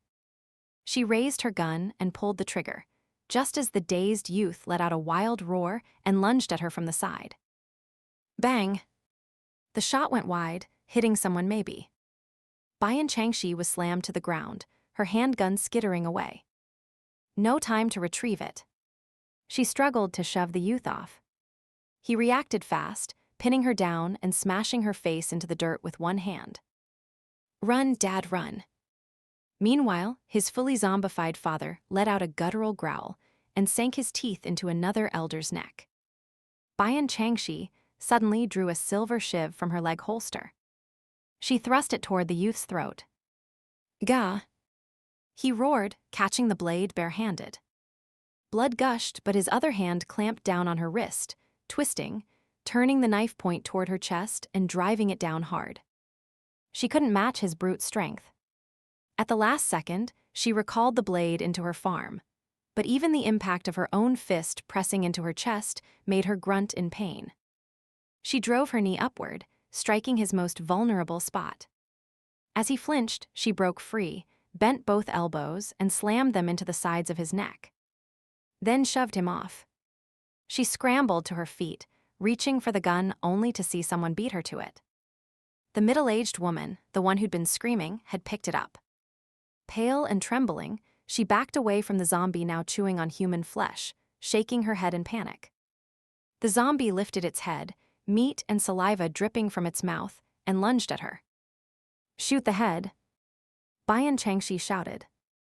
But the woman only shrieked, eyes squeezed shut, wildly pulling the trigger.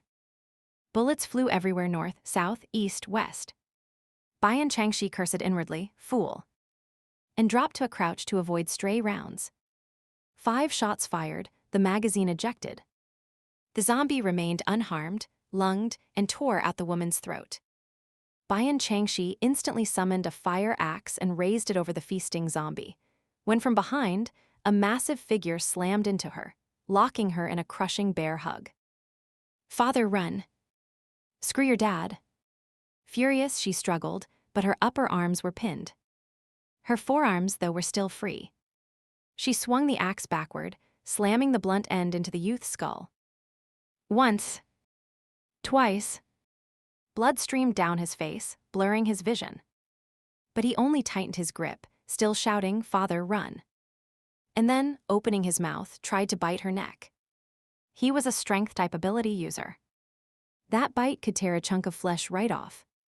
Bian Changxi's hair stood on end.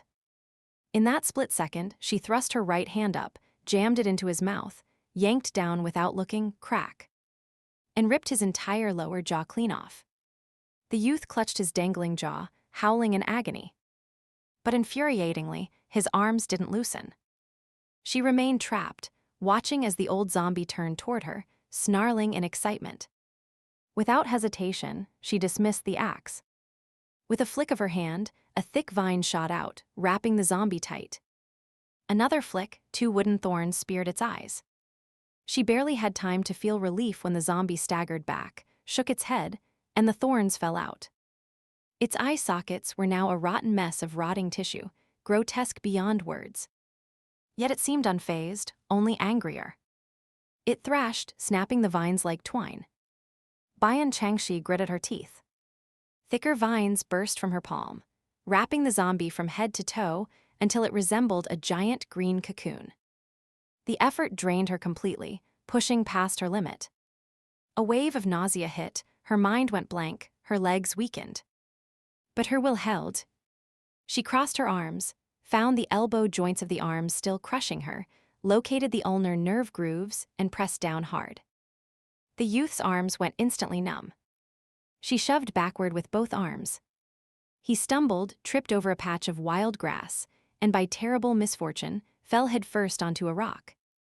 The sharp edge of the stone sliced open the side of his neck. Blood erupted in a violent spray. The sun shone down over the land, carrying on the breeze a faint stench of blood and decay.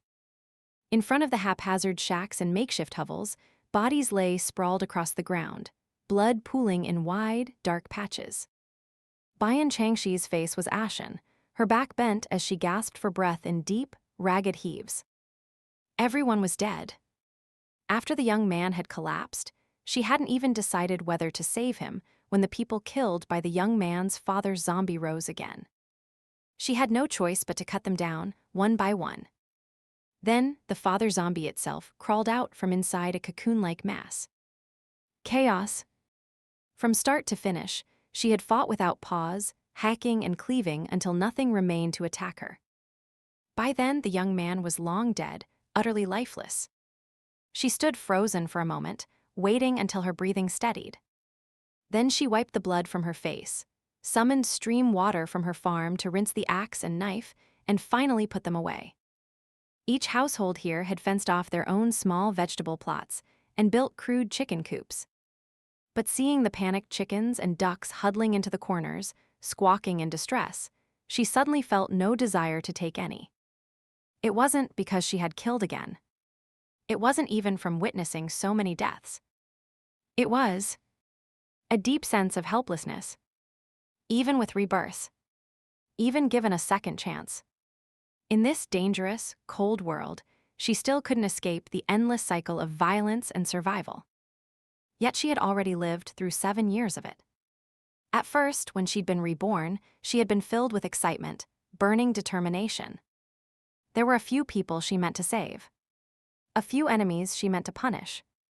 But beyond that, she had no grand ambitions, only a tangled web of grudges and debts, most of them trivial. Now standing here, she saw only the path beneath her feet. One she had walked before, uneventful yet perilous, pale, dull, icy, cruel. And she had to walk it all over again, alone. Bian Changxi's eyes remained dull and distant. She exhaled slowly, then patted her forehead and muttered, "What am I thinking? Isn't getting a second life enough? Complaining after scoring such a win, what a spoiled brat I've become." The vegetable plots were full of fresh greens, but she had no interest in picking them. She didn't know if there were still fish or shrimp in the distant lotus pond, but even if there were, she couldn't summon the energy to catch any. The ramshackle huts probably held some stored grain, but she didn't feel like scavenging. Instead, she summoned a few thin vines that latched onto one particularly lively rooster and 2 healthy hens. As for the ducks, since she couldn't tell male from female, she grabbed all the ones in sight. She'd keep them until they laid eggs and hatched the first generation, then cull the weaker ones later. The father zombie dropped a white crystal core, while Auntie Wu became a rank 1 green core of very pale hue. This delighted Bian Changxi. Likely because the woman had turned fully into a zombie and been killed almost immediately by the young man, the green core's quality was poor, but it still eased her immediate need. She piled all the corpses together, planning to burn them before leaving. But first, she stepped into her farm. It had been 2 days since she'd last entered, 2 days since she'd dumped over 100 white cores into the land for absorption. This time, the air felt even fresher, more invigorating. The total area hadn't expanded, yet everything felt more comfortable, more harmonious. Her gloomy mood lifted instantly. She stripped off her blood-soaked clothes and stepped into the stream. The icy water sent a shiver through her body. She pulled shampoo and body wash from storage, cleaned herself quickly, changed into fresh clothes, and checked the time. 4 minutes had passed inside the farm. Over 6 had passed outside. An improvement since 2 days ago. Seizing the momentum, she gathered bundles of branches from outside and brought them into the farm. At the edge of the dark soil, she cordoned off 2 separate areas and placed the chickens and ducks inside. The grassy patch she'd mentally reserved for a pasture. She'd always thought it best suited for raising cattle or sheep. But she wasn't sure if she could still find premutation livestock. For now, she'd leave that unaddressed. Back in the supermarket, she'd picked up 2 potted containers with fish and shrimp. Now checking them, she saw they were still alive. Unable to identify the species, she simply poured them into the stream to keep. Before the apocalypse, she'd collected many seeds. Now, with renewed interest, she planted a few bok choy, sweet corn, cucumber, tomato, edamame, selecting different types to represent leafy greens, berries, legumes, and more, burying them in the soil to see what would grow. Though the farm's black soil had once been capable of anything, that was in her past life, and only after her ability had advanced. Now, she wasn't sure if the soil had preferences. Then she fetched fruits, apple, orange, crystal pear, kiwi, even banana, and planted them along the stream bank, spacing each apart. Once the work in the field was done, she felt a weight lift from her shoulders. She washed her hands and face, then rummaged through storage, frustrated to find no bucket or container. So she went back to the elder's house and retrieved 2 buckets. From the oil tanker nearby, she filled them with diesel and poured the fuel over the pile of corpses. She lit a dry branch and tossed it onto the heap. Instantly, flames roared skyward. She stood silently for a moment, watching. Then she climbed over the earthen wall by the bridge, retrieved her motorcycle, and sped away. As she neared the new zone, she hesitated. Pulling over at a concealed spot, she stashed the bike, took out 2 ducks, and stuffed them into a burlap sack. Carrying them like that, she returned to their base. In front of the 4-story building, the rolling security gate was half lowered, the inner door tightly shut. Bian Changxi knocked. A low female voice came from inside. "Who is it?" It was Mother Chen. Bian Changxi announced her name, and the door quickly opened. Mother Chen smiled and welcomed her in. "Miss Bian, you're back. Captain Gu asked about you when they returned earlier. Everyone's been worried." Bian Changxi glanced around. Only Mother Chen and Grandpa Chen were on the 1st floor, having cleared out the kitchen and were now tinkering with something. "Where is everyone else?" Little Wu and Shadow are upstairs. The others went out with Captain Gu. They brought back some supplies at noon. We're setting up the gas stove now. The previous owner of this snack shop had taken most of the valuables when he left. But Gu Xu's team had recovered gas canisters, stoves, knives, pots, bowls, rice, dried goods, drinking water, stuff scattered all over the floor. Bian Changxi placed the burlap sack down. Being able to cook is perfect. Here are 2 ducks. Please prepare them for dinner. Mother Chen looked inside, pleased. They're still alive. That's wonderful. Captain Gu said fresh meat and vegetables are the hardest to come by now. But then she frowned. But plucking and cleaning ducks takes so much water. And we're already tight on that. Water was incredibly precious, needed for cooking, cleaning, washing. 12 people used a lot in a day, and right now they only had 1.5 buckets of drinking water. Bian Changxi thought for a moment. I'll handle it. She took a bowl to the back door, slit the ducks' throats with her knife, then skinned them whole, gutted them efficiently, and dumped the entrails and feathers into the sack, tying it tightly shut. Using only a small amount of water, she rinsed the duck carcasses clean, done in under 5 minutes, swift and precise. Grandpa Chen chuckled. Never seen ducks slaughtered like this, no plucking, just skinning. And so cleanly too, not a scrap of meat torn off. The whole thing's completely smooth. He clicked his tongue in admiration. Bian Changxi smiled. In her past life, she'd killed countless mutated beasts. Some were prized for their delicious meat, others for their tough, water-resistant hides, which could be crafted into protective gear. As a wood-type ability user, she couldn't lead charges on the front lines, but support work. That she'd done plenty. Skinning duty usually fell to her. With enough experience, skill naturally followed. She dug a hole in the small flower bed by the back door, buried the sack of entrails and feathers, and covered it with soil. Bloody smells could attract trouble. Brushing her hands off, she turned back, only to see Mother Chen standing at the doorway, speaking with someone. Mother Chen waved her over. Miss Bian, this man is looking for someone. See if you recognize the person in this photo. Bian Changxi walked over upon hearing the words. Outside the door stood an ordinary-looking man, his face filled with anxious urgency as he said to her, "Hey, miss, have you seen this person in the photo?" "He's my brother, haven't seen him since the apocalypse began." The man in the photograph was also in his 20s, with thick, short eyebrows, a hooked nose, and dark skin as if he'd just crawled out of a mine shaft. His appearance was distinctly menacing. Bian Changxi shook her head. Never seen him. Are you sure? Think again, please. The man pressed desperately. Absolutely not. You should try looking somewhere else. With that, Bian Changxi closed the door, nodded politely to Mother Chen, and headed upstairs. The door to the second floor was slightly ajar, but she didn't intrude. She went straight up to her room on the 4th floor, shut the door, took a deep breath, closed her eyes, and focused inward on her energy.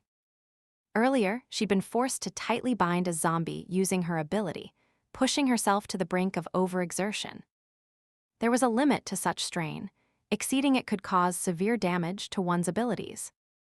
But staying within that limit could, paradoxically, stimulate latent potential. Now, as she absorbed energy once more, she sensed her internal energy flow had thickened slightly, as though her meridians had been subtly widened. She carefully examined the sensation. It was indeed real, though the expansion was minuscule, perhaps no thicker than a few strands of hair. And there was a faint resistance in the energy's movement, not as smooth and fluid as usual. She exhaled in relief. No one truly knew where their personal threshold lay. Once you began overexerting, it was like pulling the plug on a rushing stream, nearly impossible to control and easily leading to catastrophic consequences.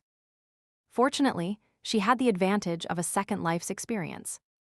At the last moment, she'd managed to force herself to cut off the energy flow. Clutching the rank 2 green crystal core, she calmly guided the emerald energy through her body in several slow circuits. Only when it flowed smoothly again, and her body no longer felt fatigued, did she open her eyes. Then, turning to the wall, she began practicing her wood thorn technique. Wood thorn was currently her only offensive skill, and it was embarrassingly weak. Short, stubby thorns shot from her hands and impaled the wall. Gradually, they improved, from embedding half a centimeter to 1 full centimeter deep. From falling out in less than a second to holding steady. Again and again, she practiced until her energy was completely drained, then refilled from the crystal core, only to exhaust it once more. Finally, when the thorns could penetrate 1.5 centimeters into the wall, she stopped. Sigh. Skilled metal or fire users could unleash a razor-sharp blade or a blazing arrow capable of instantly piercing a zombie's skull. No way around it, wood-type abilities were inherently sluggish. That was their innate weakness. Still, she comforted herself, I'm only rank 1 right now. With enough practice, I'll sharpen my edge eventually. Suddenly, a sharp car horn blared from downstairs, followed by a chaotic chorus of voices. At first, she ignored it. Then came a thunderous pounding on the main gate, shaking the entire building. A moment later, Mother Chen called out in panic. Miss Bian. Miss Bian, someone's here to see you. What now? Frowning, Bian Changxi wiped the sweat from her brow and headed downstairs. The main gate had been thrown wide open. Several vehicles were parked outside, surrounded by a crowd. A woman threw herself onto a stretcher, wailing uncontrollably. The moment she spotted Bian Changxi, she lunged forward, shrieking, "You monster! Give me back my husband! Give him back to me!" Wu Dalang, already downstairs, stepped in just in time to block her. Talk all you want, but touch anyone and I'll throw you out. The woman sobbed violently, supported by 2 companions on either side, their eyes blazing with fury at Wu Dalang and Bian Changxi. A man in a police uniform stepped forward, notebook in hand, and addressed Bian Changxi. Bian Changxi, correct. This woman, Miss Zhao Amin, is accusing you of murdering her husband, as well as 11 residents of a temporary settlement outside the new zone. This is the body of her husband, Tian Jiaxing. These are 2 witnesses. Please come with us for questioning. As he spoke, he pulled back the white sheet covering the stretcher. A corpse was revealed. Everyone present gasped in horror. The body bore severe burn marks, its jaw grotesquely dislocated and hanging open. A deep, long gash slashed across the neck. The arms were twisted at unnatural angles. The facial muscles were frozen in a rictus of rage or terror. Death had not come peacefully. The onlookers' gazes toward Bian Changxi instantly turned cold. Grandpa Chen and Mother Chen stared at her in shock. Bian Changxi's brow furrowed slightly, her expression calm, but inside her mind was in turmoil. This was the very youth who'd fought her to the death just days ago, then tripped and killed himself. But she'd burned all the bodies before leaving, piling them together and dousing them with diesel. Yes, Tian Jiaxing's body had been at the bottom, but she'd poured 2 full barrels of fuel to ensure a fast, complete burn. Unless someone had rushed in immediately to extinguish the flames, the corpse should have been unrecognizable. Yet, judging by the burns, it seemed someone had arrived soon after she left and pulled the body from the fire. A cold sweat crept down her back. Who? For what purpose? How much did they witness? And now they've come straight to me, why? She stood motionless, lips pressed tight. The officer, seemingly expecting no resistance, repeated, "Please come with us." He and his partner moved to escort her. Wu Dalang stepped in front of her, voice icy. You bring a corpse, round up a few people to cry and scream, and think you can just take someone away. Do you have an arrest warrant? Authorization from higher-ups? A proper office? Have you ever seen law enforcement bring a body and witnesses along when detaining a suspect? The officer replied, extraordinary times call for extraordinary measures. Wu Dalang snorted. So you do know these are extraordinary times? The officer's expression darkened, his tone hardening. Are you obstructing official duties? Don't forget, even in crisis, this is still a society governed by law. Then act like it's governed by law. Show me the credentials. Wu Dalang shot back sharply, then whispered into Bian Changxi's ear, "Buy time. Don't go with them. I've already alerted the captain, he'll be here soon." Bian Changxi blinked in surprise, then gave him a grateful look. "Thank you." Out of the corner of her eye, she saw the officers smirking, and suddenly understood. They weren't worried about resistance or delay. If they dared come like this, they were confident they could take her. She glanced at the crowd. Normally, in these times, people were too busy scavenging and surviving to gather and gawk. Only Wu Dalang, and she had abilities. The others were clearly prepared. A thought flashed through her mind. She raised her voice deliberately. "Yes, I have seen Tian Jiaxing." Wu Dalang choked on his breath. Everyone stared at her in shock. She faced the officer. "I did have a physical confrontation with him. I admit that." "Miss Bian," one of the witnesses began.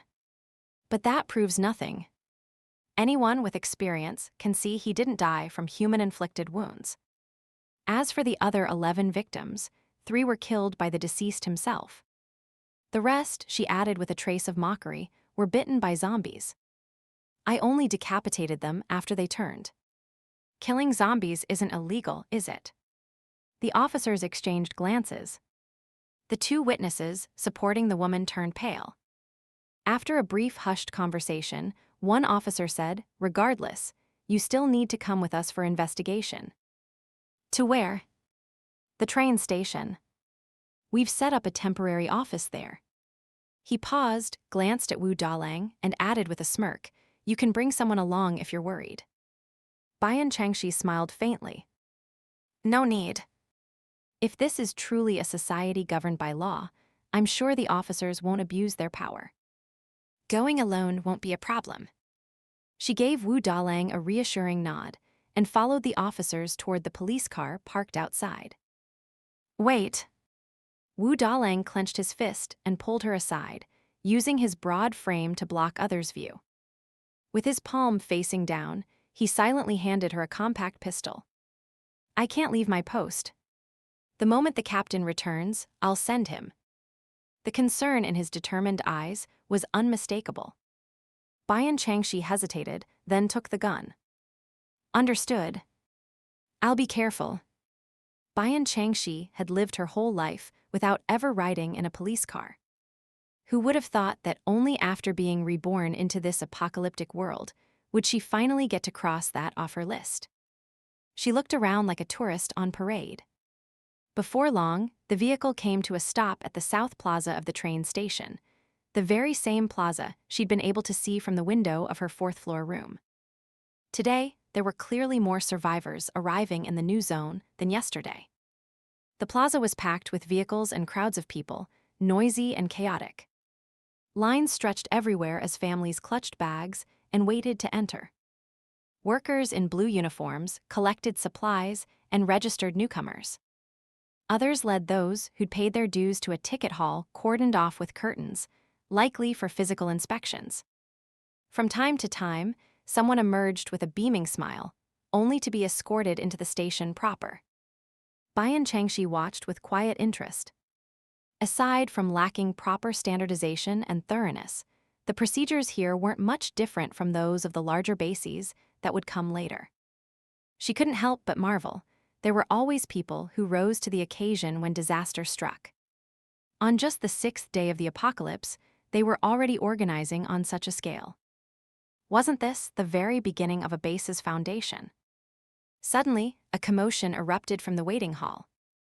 A disheveled man was dragged out by the collar. "You little bastard. Got bitten by a zombie and still dared to sneak in. Get the hell out of here.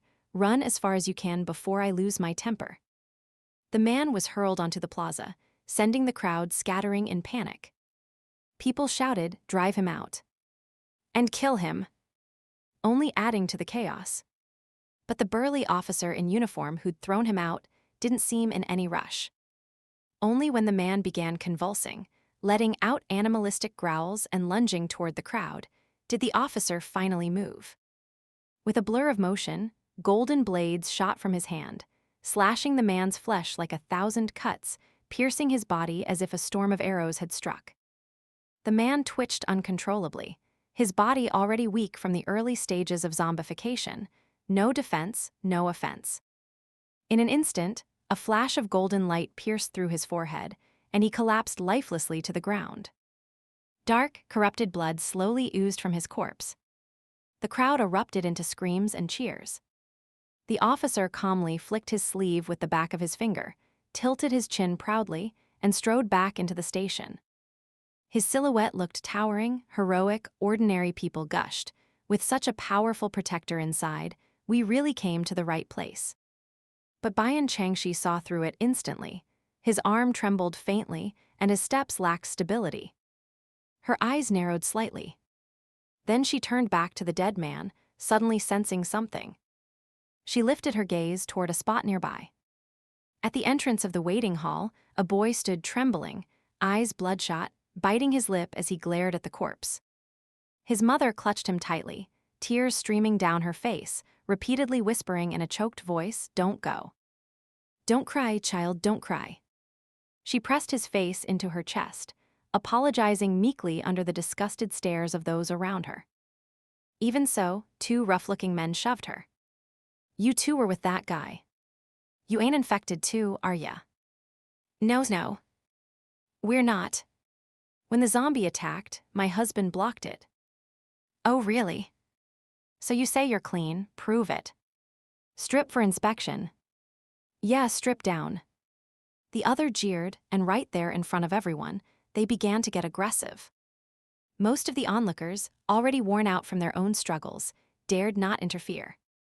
A few who'd initially felt sympathy stepped back upon hearing the mother and child were related to the dead man, afraid they might be infected too. Bian Changxi frowned, her hands slowly clenching. She hesitated, wondering whether to intervene, when a sharp voice cut through the air. "What the hell do you think you're doing?" An overweight, middle-aged man emerged from the station with several others, pointing angrily at the 2 men. They sneered back, big voice, "Huh? Who the hell are you?" "Know who we answer to." The workers who had been busy at the station entrance immediately dropped what they were doing and stepped forward, furious. "We don't care who you answer to, but before you start trouble, look where you're standing. This is Zhonghai Group's territory. This here's our boss, Du Zhonghai. One more shout, and we'll throw you out ourselves." So this was Du Zhonghai. Everyone who entered the new zone had heard of him, the undisputed leader here. At once, people's eyes filled with awe and respect. Du Zhonghai took a deep breath, ready to speak, when the golden-bladed officer suddenly reappeared, smiling pleasantly. "Oh my boss Du, why get so worked up? You're the top man in the new zone. What'll the rest of us do if you ruin your health?" He tilted his head, feigning surprise. "My word, why aren't your people working? Like I said, these laborers are great at construction and cranes, but registration and security. That's stretching it. No worries, my men are trained. Let us lend a hand."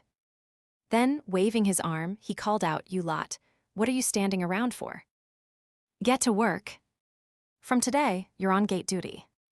Clean up the station inside and out, make things easier for Boss Du, understand?" In moments, a swarm of uniformed officers, armed with guns and electro sticks, took over the workers' posts. Their movements were smooth, practiced, as if they'd rehearsed this exact scene. And indeed, the atmosphere shifted instantly. Entering the station now felt like stepping into a police station. Du Zhonghai trembled with rage, his chest heaving. His aides rushed to support him. The golden-bladed man smirked. "Master Xiao has other orders for me. Boss Du, you go ahead." Then he gestured toward Bian Changxi. "The suspect's here, right? Bring her in, people upstairs are waiting." With that, he strode off, even more self-assured than before. The crowd stood stunned, unsure what to make of it. But Du Zhonghai and his people knew exactly what this was, a show of force by the Public Security Bureau, a clear message. Step aside and know your place. So what if they had a few more guns? What was there to strut about? They'd worked so hard to organize the people of the new zone, to build a system from nothing. After all their effort, were they just supposed to hand it over? Workers clenched their fists, veins bulging in anger, turning to Du Zhonghai for orders. He swallowed his fury, let out a long, weary sigh, and waved weakly. Find somewhere to bury the body. Then he pointed at the mother and child.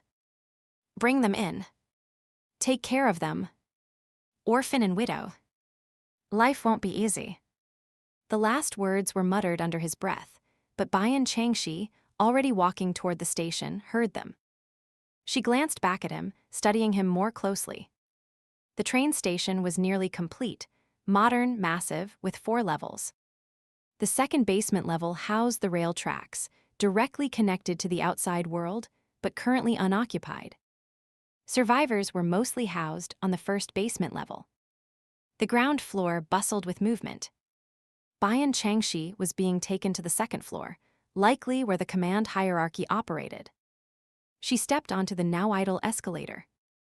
The floor tiles gleamed, the high ceiling and towering pillars making anyone feel small. Every 10 meters or so, a uniformed officer stood guard. Others moved briskly up and down. Everything was busy, organized. The golden-bladed man had vanished. Instead, 2 figures approached. Zhang, the internet cafe boss she'd met yesterday, and a clean-cut, professional-looking man who seemed to be some kind of administrator. Zhang smiled.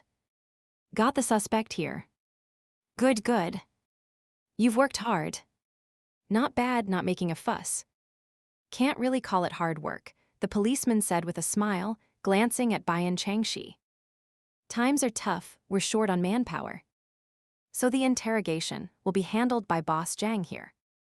He's been personally approved by the director's son. Don't go on about what's fair or legal. Once you're in here, you follow orders. He tossed a large bag to Zhang. Before arriving, these men had searched Bian Changxi's place, taking everything they could find. Bian Changxi frowned slightly, but offered no protest, silently following Boss Zhang into an office. A woman was already inside. Search her first, Zhang said, then gave a subtle nod to the elite-looking man beside him, who picked up the bag and left.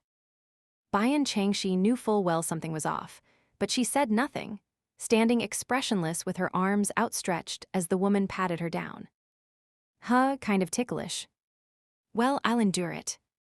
Boss Zhang watched her with surprise. Doesn't this girl feel any shame? How can she be so calm, so cooperative? Boss Zhang, nothing unusual on her, the woman reported before stepping out. Zhang pulled out a chair in front of the desk and sat. Take a seat, Miss Bian Changxi. You know why we've asked you here, I assume. I do. To cooperate with the investigation. Then tell me, how did you kill Tian? Tian Jiaxing. He glanced down at his notes. I already said it. I didn't kill Tian Jiaxing. And I didn't kill the others either. She gave a calm, factual recount of the events, naturally omitting key details, and met his gaze. Given today's forensic capabilities, I believe it would be easy to verify the truth of my statement. The implication was clear. Just go check. Stop asking stupid questions. Zhang smiled politely, but irritation simmered beneath. Is she playing this too cool? Doesn't she realize how serious this is? Shouldn't a normal person be anxious, scared, or angry? He wasn't some expert negotiator, just a man who ran internet cafes, but after years of dealing with people, he knew the basics. To control someone, you had to dominate the conversation, make them uneasy, make them afraid. He'd expected a nervous, agitated suspect, someone he could pressure slowly, step by step, until they cracked. Then he'd introduce his real agenda. But this Bian Changxi.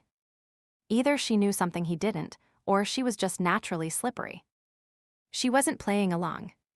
Worse, she was deflecting like a martial arts master, giving nothing away. Outwardly calm, he jotted down some notes. Then explain why you left the new district to go there. No one with no purpose would travel that far, especially with zombies everywhere. I heard there was a small village where people were raising chickens and ducks, growing vegetables. You know how it is, 6 days into the apocalypse, fresh food's hard to come by. I went, but ran into that mess. Didn't have the heart to stay long. Just brought back 2 ducks. As she spoke, Bian Changxi carefully observed Zhang. Her biggest fear? That she'd been followed. If someone had seen the whole incident, and worse, seen her entering or leaving the farm, her secret would be gone for good. But for now, it didn't seem like that was the case. Zhang smiled, his eyes crinkling into deep creases. Just then, the elite man returned and whispered something in his ear. Zhang's expression darkened slightly. He waved the man away and closed the office door. "Miss Bian," he said, his tone suddenly more serious, "I know you're a smart girl. Let's not waste each other's time. The truth is, I'm not really here about Tian Jiaxing. I requested this meeting because I want to ask you about someone else." He pulled out a photograph. Bian Changxi's eyes widened slightly. This same man. Not long ago, someone else had shown her this exact photo. Short black eyebrows, hooked nose, tanned skin, a sinister expression. Impossible to forget. "A man showed me this same photo not too long ago, asking the same question," she said. Zhang watched her like a surveillance scanner, analyzing every flicker of her eyes, every micro-expression. "In truth," he said, his voice tinged with sorrow, "that man was sent by me. The person in this photo is Zhang Jingang, one of my employees. 2 years ago, his family heirloom jade bracelet was stolen. He was devastated, furious. He never stopped searching for it. Over 10 days ago, he got a lead, said the bracelet had ended up somewhere in Jiang City. He quit on the spot and rushed over alone. Never came back." He paused. "I got worried and started digging. Word is, the bracelet is now in the hands of a female college student with the surname Bian. And the last time Jingang called me, he said he was staking out the area near S University in Jiang City. Bian isn't a common surname. And at S University, there's only one female student with that name, Miss Bian Yu." The office fell silent. They locked eyes. After a long moment, Bian Changxi spoke slowly. "So boss Zhang's suspects I met this Zhang Jingang, did something terrible to him, and that's why he's disappeared." Oh my. What a caring boss, so concerned about his employee. Following clues, chasing leads, and also coincidentally stumbling onto something big. But was it believable? For such a small matter, he'd gone to such elaborate lengths. How much influence did it take to even bring up the Tian Jiaxing case? Still, Bian Changxi now understood one thing clearly. Zhang was after her jade bracelet. But 99% cert, he had no idea about the farm. "I had no choice but to come to you for answers," Zhang said, feigning regret. "I learned about the Tian Jiaxing case from Xiao Xiao. I could tell it wasn't really connected to you, but I still asked Xiao Gongzi for a private talk with you. I hope you can understand." Zhang was sharp, he knew his own story had holes. So he shifted blame instantly, pinning everything on Xiao Jing. He was just riding the wave, that's all. Bian Changxi waved a hand. "One thing at a time. We're discussing Tian Jiaxing right now, aren't we? Let's settle that first." Zhang's eyes twitched. He gave a forced chuckle. Well, it turned out Zhao Amin was just returning home when she saw the hillside on fire. Never expected it to be a body burn. Thought she could squeeze out a few coins. "So how do you know I started the fire?"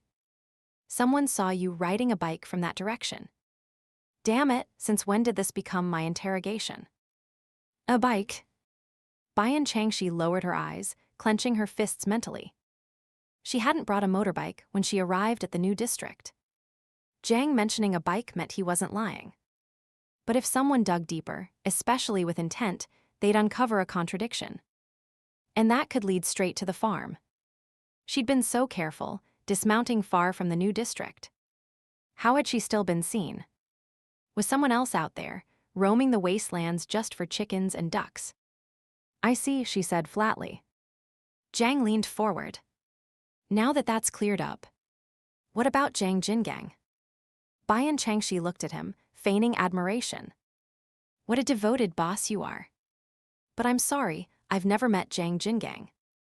As for the jade bracelet, yes, I do happen to own one. Jiang's lower eyelid twitched. He took a sip of water, then spoke with polite urgency. I know it's a bit forward, but Miss Bian, would you mind showing me the bracelet? He offered an explanation. We heard yours looks similar to Jingang's, so we assumed you might have bought it. If I could just see it, and confirm it's not the same one, I can shift my search elsewhere. And you wouldn't have to keep being suspected. By the sound of it, if they're the same bracelet, then I must have done something terrible to this Jiang Jingang. Bian Changxi fiddled with her sleeve and lifted her eyes, giving Boss Jiang a cool, sideways glance. Are you here looking for a person or a jade bracelet? I've been listening this whole time and still can't grasp your main point. Boss Jiang choked on his words, flustered and even a little enraged. This woman was simply impossible to deal with. Seeing she'd gained the upper hand, Bian Changxi spread her hands innocently. Whether the two bracelets look alike, I can't say. But they definitely can't be the same one. My jade bracelet was my late mother's heirloom, seen by many in my family decades ago. It couldn't possibly be the one that only appeared 2 years ago. And unfortunately, what? It shattered recently. Shattered? Yes. Just the other day. Gu Xu and a few others were there. They saw it with their own eyes. It literally smashed into pieces. Not even the finest craftsman could put it back together now. The calm, almost casual tone sent a jolt through Boss Jiang. Shattered? Then how was he supposed to report this to his superior?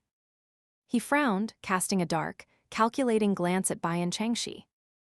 But you must still have the fragments, right? Jade shatters, and seeing the pieces just brings sorrow. I threw them away.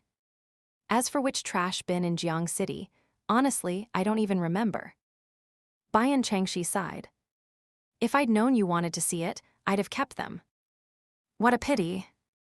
That last line stung. Boss Jiang felt mocked. He forced a smile. Well, that can't be helped. If Miss Bian never met Jingang, maybe he's still somewhere in Jiang City, or perhaps on his way here.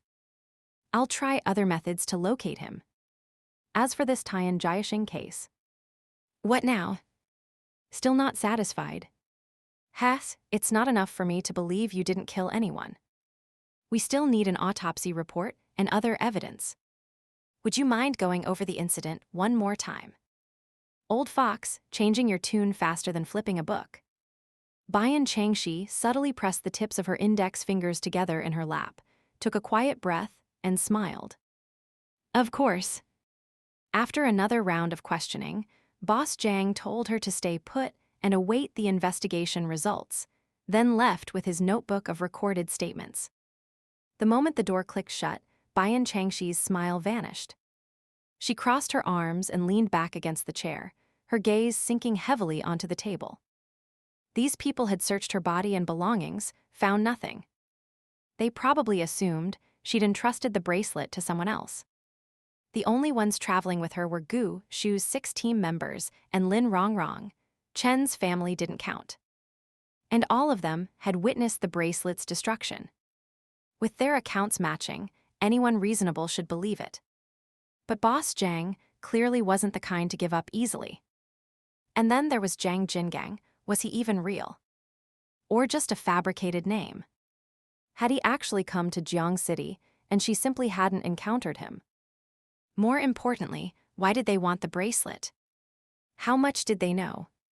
And how had they found out? This time, it was all polite pretense. What would they do next? Sigh. She felt cursed. When she first activated the farm, she nearly died. Her first attempt at seizing an oil tanker landed her threatened by Jiang Hu and his men. She'd stepped into a large supermarket, full of people, and even then, barely hiding her ability while gathering a few supplies almost got her caught by Gu Xu.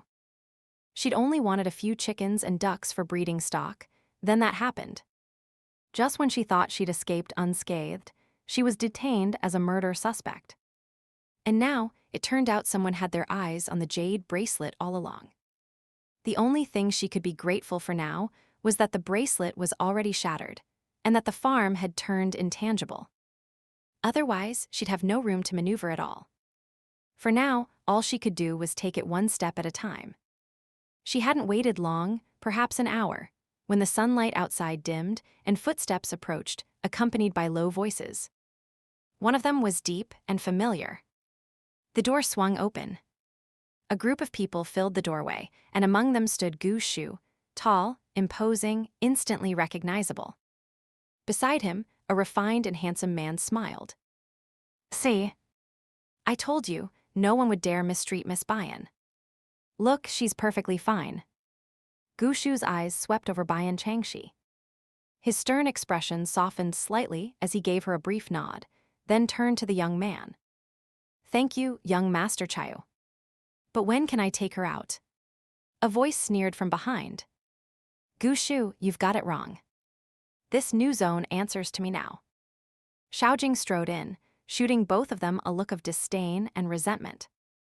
"Arresting suspects and handling investigations, that's my job. Young Master Chayu, even though you're the Commander-in-Chief's son, you can't reach this far." Chayu Nan, the man called Young Master Chayu, smiled gently. "Don't misunderstand, young Master Xiao. I'm not overstepping. I'm simply offering to be Miss Bian's guarantor for her release. That shouldn't violate any of your rules." "Out of the question." Xiaojing snapped. "This case is severe, over a dozen dead. If we don't investigate thoroughly, anyone will think they can kill and burn with impunity. Where's the law in that? You've seen her, now you can leave." He gestured sharply. Several burly officers in police uniforms filed in, clearly ushering them out. Chayunan chuckled, unconcerned. "We've always stayed out of each other's way. You show me respect, I'll return the favor. We'll likely deal with each other often in the future. Making things this tense won't look good for our fathers. But if you keep pushing me like this..." He paused, voice low but firm. "I do represent the military sub-district command, after all." No sooner had the words left his mouth than another group rushed in, soldiers in uniform, boots heavy, lining up with rifles raised. Xiaojing's men froze, then drew their pistols. "Nobody move." The room tensed, charged with the cold standoff of armed forces. Bian Changxi stood up. Gu Xu moved to her side. "Are you okay?" "I'm fine." She frowned at the scene. What's going on? She'd suspected Gu Xu might try to help, but not like this. Wasn't this escalating things too far?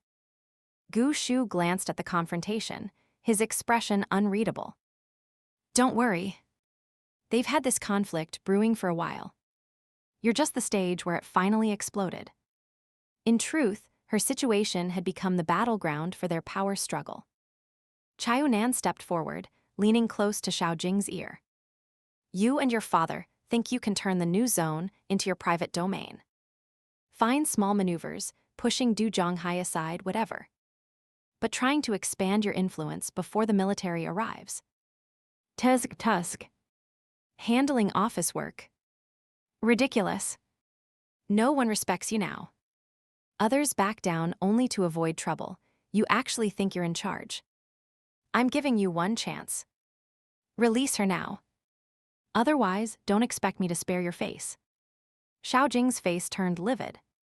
He hissed back, "Chayunan, don't push your luck. This is my territory. How many men did you even bring?" The military subdistrict was still busy with internal affairs and a major reorganization, several more days before they'd fully arrive. He'd counted on that time to cement his control. Just as he'd forced Du Zhonghai, that builder fool, off the stage, Chayunan shows up out of nowhere with 2 cars and starts acting like the boss, claiming to inspect operations. Complete surprise. Inspect my ass. From the moment he arrived, Chayunan acted like the rightful master, meddling in everything, stepping on his authority. Let's see how many men those 2 cars actually carried. Push him too far, and he'd put a bullet in someone right here. Chao Nan's expression darkened slightly. Though their military forces had ample troops and ammunition, they lacked public credibility compared to a mere public security bureau. It was difficult to directly manage survivors without overstepping civilian authority, unless they resorted to outright military rule, which meant tearing away all pretenses. But the Sioux City authorities hadn't made such a move yet. His father, Chiu Shangjin, the overall commander of Jiang City, dared not be the first to act rashly. Yet this put them at a severe disadvantage. The military had shouldered the brunt of the defense, yet held no real power. The people only recognized figures like Xiao Jing's family.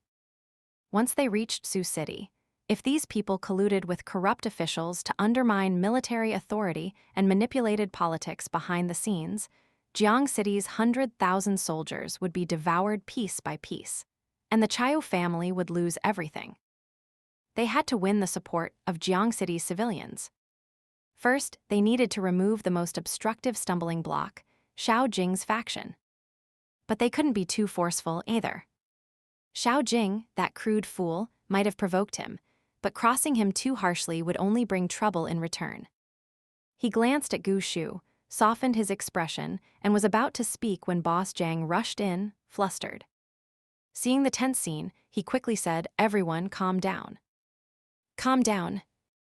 Young Masters Xiao and Chiu, let's talk this through. No need to escalate things like this." Chiu Nan looked at him. "And you are?" "Honored to meet you, young Master Chiu. I'm the owner of a net cafe in the new zone, surnamed Zhang. Used to be a minor detective under Director Xiao. Since manpower is tight these days, I've been helping out with administrative tasks. The interrogation record for Miss Bian was handled by me." Boss Zhang wore a sycophantic smile. Xiao Jing snorted coldly. "Well, is the report ready? Did Bian Changxi kill him or not?" He shot Zhang urgent glances. He'd ordered Bian Changxi's arrest for 3 reasons. First, Zhang had egged him on. Second, he was intrigued by the quiet, cold beauty and wanted to see how someone like her could commit murder. And third, he wanted to boost police visibility, reinforcing to the new zone residents that the police still held authority, remained effective, and upheld justice. But now that Chiu Nan was involved, the situation had changed entirely. There was no way he could let Chiu Nan simply take Bian Changxi away, not without losing face. Wouldn't that be admitting fear? Zhang felt helpless inside.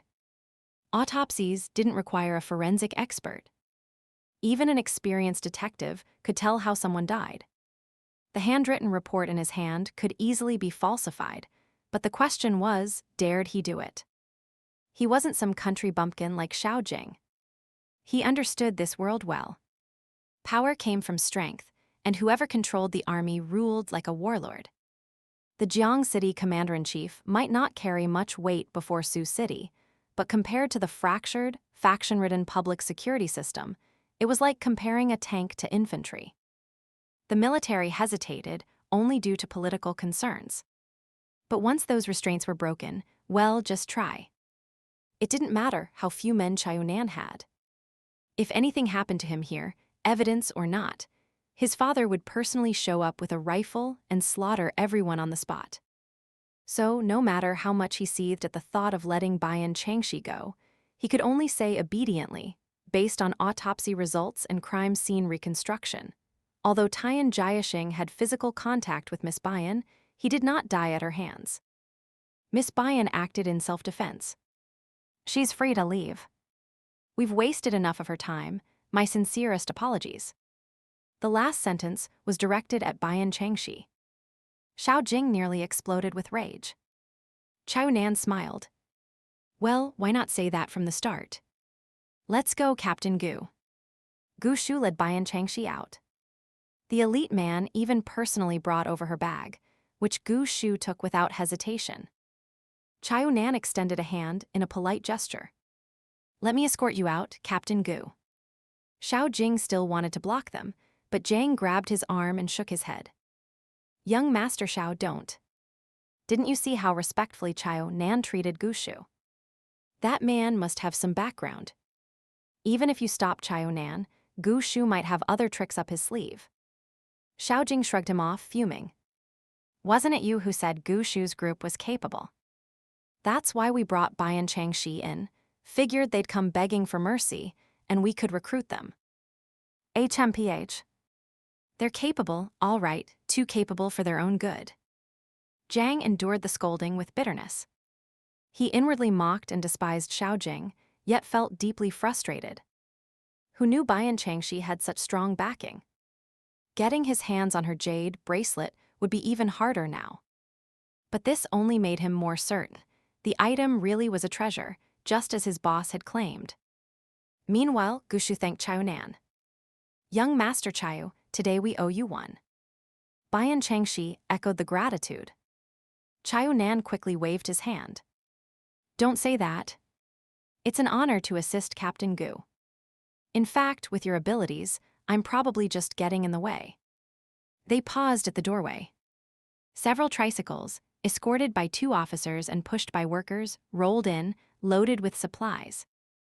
Gu Xu and Bian Changxi's eyes snapped toward them simultaneously. They exchanged a glance, both seeing the same suspicion and tension in each other's eyes. Chao Nan noticed. Thinking he knew what puzzled them, he lowered his voice and began to complain. Xiao Jing's men have taken over every little thing at the station. They act like every trivial matter is a royal decree. Carrying authority this far only turns people against them. And how many departments does Jiang City's public security have? Not everyone under Director Xiao answers to him.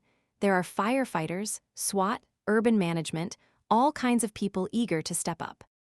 This new zone won't stay peaceful for long.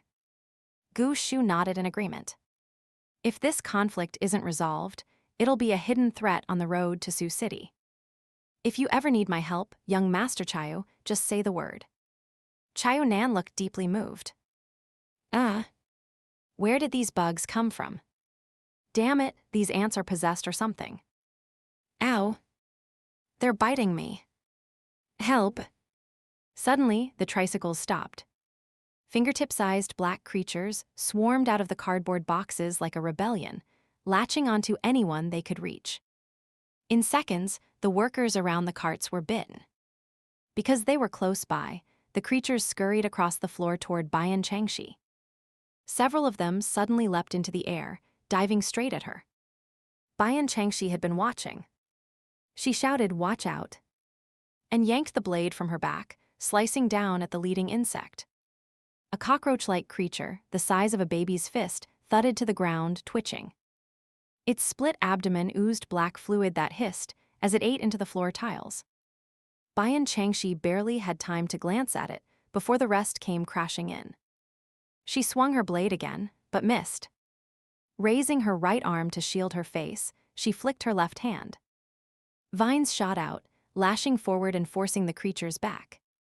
The cockroaches buzzed in disarray, joined now by smaller black flies. All had glowing red eyes and bodies slick with mucus. They swooped down in a wave, stirring a foul-smelling wind. Watch out, young Master Chao. His guards reacted quickly, forming a circle around Chao Nan. A woman shot out a jet of water, dousing several flies. A man launched ice shards, though they hit nothing. The others simply raised axes and hammers, swinging wildly, managing only to keep the swarm at bay. 2 others pulled out submachine guns and opened fire. The flames from the muzzles finally incinerated a few of the flying pests. The attack came too fast. Most people stood frozen, helplessly fending off bites with little effect. The hall was full of survivors already screaming, clutching their heads and fleeing in panic. Mutated bugs. Of course, Bian Changxi wasn't some clueless rookie who didn't know how to use her abilities. Remaining calm, she kept her eyes locked on the swarming insects darting through the air, their tiny sharp teeth now visibly exposed. Gripping her blade tightly, she slashed with lightning speed. Though the bugs moved fast, her strikes were faster. In no time, the ground in front of her was littered with mangled remains. But the physical toll was heavy. Before long, she was panting hard. Worse, the number of flying insects didn't seem to have decreased at all. Swinging her blade one-handed, she freed her left hand and channeled her wood element energy to her fingertips. She split the energy into thin strands, then spread her fingers. Instantly, 5 vine-like tendrils shot out like ropes, lashing toward the 5 closest attacking bugs. 2 of the vines successfully ensnared their targets. The trapped bugs shrieked as they plummeted to the ground. The other 3 missed. Unfazed, she clenched and spread her fingers again, launching another set of 5 vines. What had sent others into panic had now become mere practice targets for her. She wasn't the only one holding her own. Gu Xu was just as composed.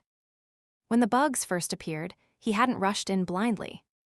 Instead, he narrowed his eyes, defending himself while carefully observing. He noted the reactions of Changxi's group, then calmly launched a fireball. In an instant, a clean path opened in the air, leaving only drifting ash in its wake. Sensing the pattern, he released 2 more fireballs. But this time, mid-flight, they morphed and spread into a wide wave of flame. Where the fire touched, a crackling roar filled the air, and the stench of burning flesh spread rapidly. Cockroaches and flies dropped in clusters, charred and lifeless. Bian Changxi caught sight of this and couldn't help but twitch her mouth in disbelief. Did he have to make it look so easy? It was downright unfair. Gu Xu glanced over at her, his expression suddenly shifting. In one swift motion, he grabbed her and pulled her behind him. Careful! Bian Changxi looked down and froze. A dark, writhing tide surged across the ground. Ants. How in the world had so many ants and bugs been hidden inside those tricycles? Within seconds, several people near the vehicles were brought down, their bodies instantly swarmed. They screamed in agony as the ants crawled over every inch of their skin. Gu Xu yanked her backward and hurled 2 fireballs into the ant swarm. The blast sent several flying, but they didn't burn as expected. "They're not catching fire," Bian Changxi said. Gu Xu nodded. He launched 2 more fireballs to clear a cluster of flying bugs near Changxi's group and shouted, "Use ice. Freeze the ants." Changxi, who had been about to thank him, finally noticed the ants creeping toward his feet. He quickly barked, "Fall back. Fall back." "Agang, do as the captain said." The ice user dropped to one knee, palms slammed onto the ground. With a low shout, a thin layer of frost spread rapidly, barely enough to cover a few square feet. It was far too little, too slow to stop the advancing swarm. Agang looked embarrassed, his face turning red as he strained to push his limits. The ants were nearly at his fingertips. Gu Xu raised an eyebrow, surprised. Most of the people around him had awakened with strong, clear abilities, red tier or higher.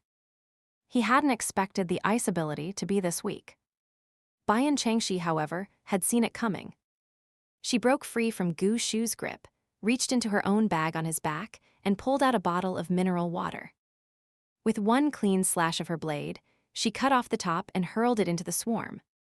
The water splashed across the ants and instantly froze.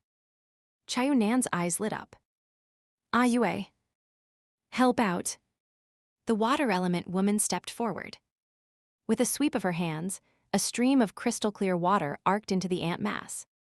Agang roared again, his palms turning translucent white as frost poured from them. The water on the ground solidified inch by inch, trapping dozens of ants in place. A few stragglers remained. The man with the hammer charged forward, swinging wildly, each strike crushing a bug with a sickening thud, shaking the ground beneath him. Soon, the immediate threat from the flying bugs and ants was neutralized. Some had chased after other survivors, scattering in all directions. The first floor was in chaos. Fortunately, the station's construction worker security team arrived quickly, followed by police reinforcements. Seeing the situation under control, Gu Xu turned to Changxi. "My people might be under attack too. I should head back." Changxi nodded urgently. "Go, Captain Gu. We can't thank you enough today." Gu Xu waved him off and strode out of the station entrance with Bian Changxi. Cold wind slapped their faces. The evening haze hung thick and murky. The street was a mess, crowded with wandering, aimless people. A sense of desolation filled the air. In this power-deprived world, darkness brought death. Danger lurked everywhere, both from the grotesque zombies and from fellow survivors. And now, a new threat had emerged. Mutated insects. Like a spark to tinder, the appearance of the bugs at the station triggered more sightings. Crawlers and strange animals darted across the roads. A few survivors fleeing the station were chased by flying cockroaches, running in panic, stripping off clothes to beat the creatures.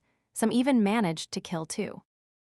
Gu Xu pressed his earpiece, trying to reach Chao Feng while asking, "What the hell were those ants?" "They've clearly mutated," Bian Changxi replied. They walked quickly. A few clumsy black beetles, seemingly unable to fly, crawled out from a nearby corner. She cut them down one by one, then used a thin vine to lift one up for inspection. "Looks like regular bugs, just changed." Their bodies were now covered in slimy mucus and swollen to many times their original size. This beetle was as big as a duck egg, its eyes glowing a deep, bloody red, enough to make any ordinary person break out in chills. "Their teeth are sharp," Gu Xu noted. He remembered the people at the station, rolling on the ground from ant bites, and a chill ran through him. If these bugs could infect people and turn them into zombies, how could anyone stay safe? Worse, the mutations didn't just increase their size, speed and aggression had skyrocketed too. What would happen if dogs, wolves, or other naturally aggressive animals underwent the same change? The people pushing the carts probably had no idea the bugs were inside, Gu Xu mused. Otherwise, they'd have run the moment they sensed danger. So the supplies were real, but where did such a massive infestation come from? Bian Changxi glanced at him. As usual, his mind worked fast. She already had a rough idea. Likely, the shipment contained an ant nest, or cockroaches, or even eggs. At the moment they entered the station, the surge of ambient energy triggered their mutation. They'd consumed the stored energy in the supplies and exploded in size. That was probably why both she and Gu Xu had sensed the energy fluctuation from the vehicle. Well, that worked out fine. She'd been meaning to warn Gu Xu and the others to watch out for mutant rats and such over the next few days. Now, they'd seen it for themselves. They had just crossed a street when, suddenly, a dark shape lunged from a nearby alley, howling as it dove toward them. Bian Changxi froze in shock, barely managing to stop and leap back. Her vines lashed out instinctively. But Gu Xu was faster. He stepped sideways and flicked a small knife. A flash of cold steel thud. The shadow was struck and thrown backward, skidding across the ground for 2 meters. Snap! Her vine whipped across Gu Xu's shoulder. In the heat of the moment, she'd put full force into the strike. The impact tore through fabric and flesh alike, and blood gushed out, the wound so deep she could almost see bone. She stared horrified. "Are you okay? Why'd you jump in like that?" Gu Xu grimaced, his face paling slightly, but he managed a wry smile. "Your power is impressive." She glared at him. "Who told you not to look?" Then she stopped. He'd done it to protect her. She bit back the rest, crouched to examine the wound, and muttered under her breath. Pressing her hand over the injury, she said, "Stay still." She spread her energy evenly across her palms, then gently cupped the wound, holding it for over 10 seconds before pulling away. The gruesome gash had stopped bleeding, the torn flesh knitting slightly, though a faint seepage of blood plasma still remained. Bian Changxi looked at her blood-smeared hands and asked cautiously, "How do you feel?" She could sense the injury hadn't reached bone or muscle, but she still wasn't entirely at ease. If the future's strongest man were to get seriously hurt under her care, the guilt would be unbearable. Gu Xu shrugged lightly, avoiding a direct answer. "I thought wood-type abilities were only good for healing, didn't expect them to be powerful in offense too." Bian Changxi couldn't help but feel proud. "Of course. Do you think I'd have the guts to just casually walk into the train station otherwise? Naturally, she had confidence in herself. Even though she often criticized her own shortcomings, deep down, she knew her level was impressive, especially after having previously overused her ability. Lately, she'd noticed her power had grown slightly stronger, and her control over it had become smoother, more natural. The force of that whip attack earlier wouldn't have been possible yesterday. As they spoke, both of their eyes remained fixed on the dark, bloated mass lying nearby. What is that thing? Gu Xu stepped forward to investigate. Bian Changxi followed. Be careful. Looks like a rat. Let's make sure it's dead first. Before she could finish, the fat black shape suddenly leapt up and bolted in the opposite direction. Gu Xu's eyes narrowed. Without much movement, he flicked another small blade through the air, pinning the creature firmly to the ground. They approached quickly. It was indeed a rat, but not as absurdly large as a wash basin, just 2 or 3 times bigger than an ordinary one. Its fur was thick, black, and filthy beyond description, curled into a trembling ball like a bowling ball quivering in fear. One of Gu Xu's knives had pierced through its lower jaw, straight into a vital point. The other had nailed its right hind leg to the ground, both strikes pinpoint accurate. Crimson blood oozed from its body, yet the creature wasn't dead. Its front paws scraped weakly at the ground as it turned its head and let out a mournful whine. Beady black eyes, round and glistening like soybeans, blinked rapidly, and 2 tears rolled down its cheeks. So absurdly human it looked almost comical. Bian Changxi and Gu Xu exchanged glances. They'd never seen a rat behave so humanely. And weren't rats supposed to squeak? What was with the whimpering?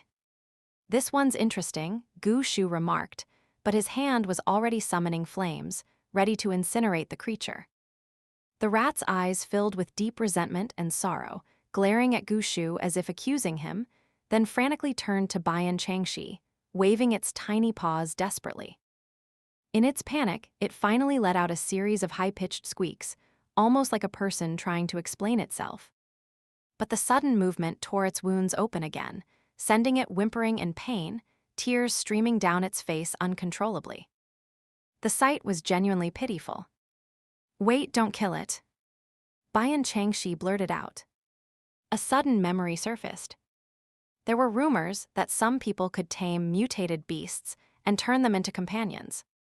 The resourceful Capital editorial department had cleverly borrowed a term from old cultivation novels, calling them spirit beasts. But when had that rumor started? Around 5 years into the apocalypse, she thought.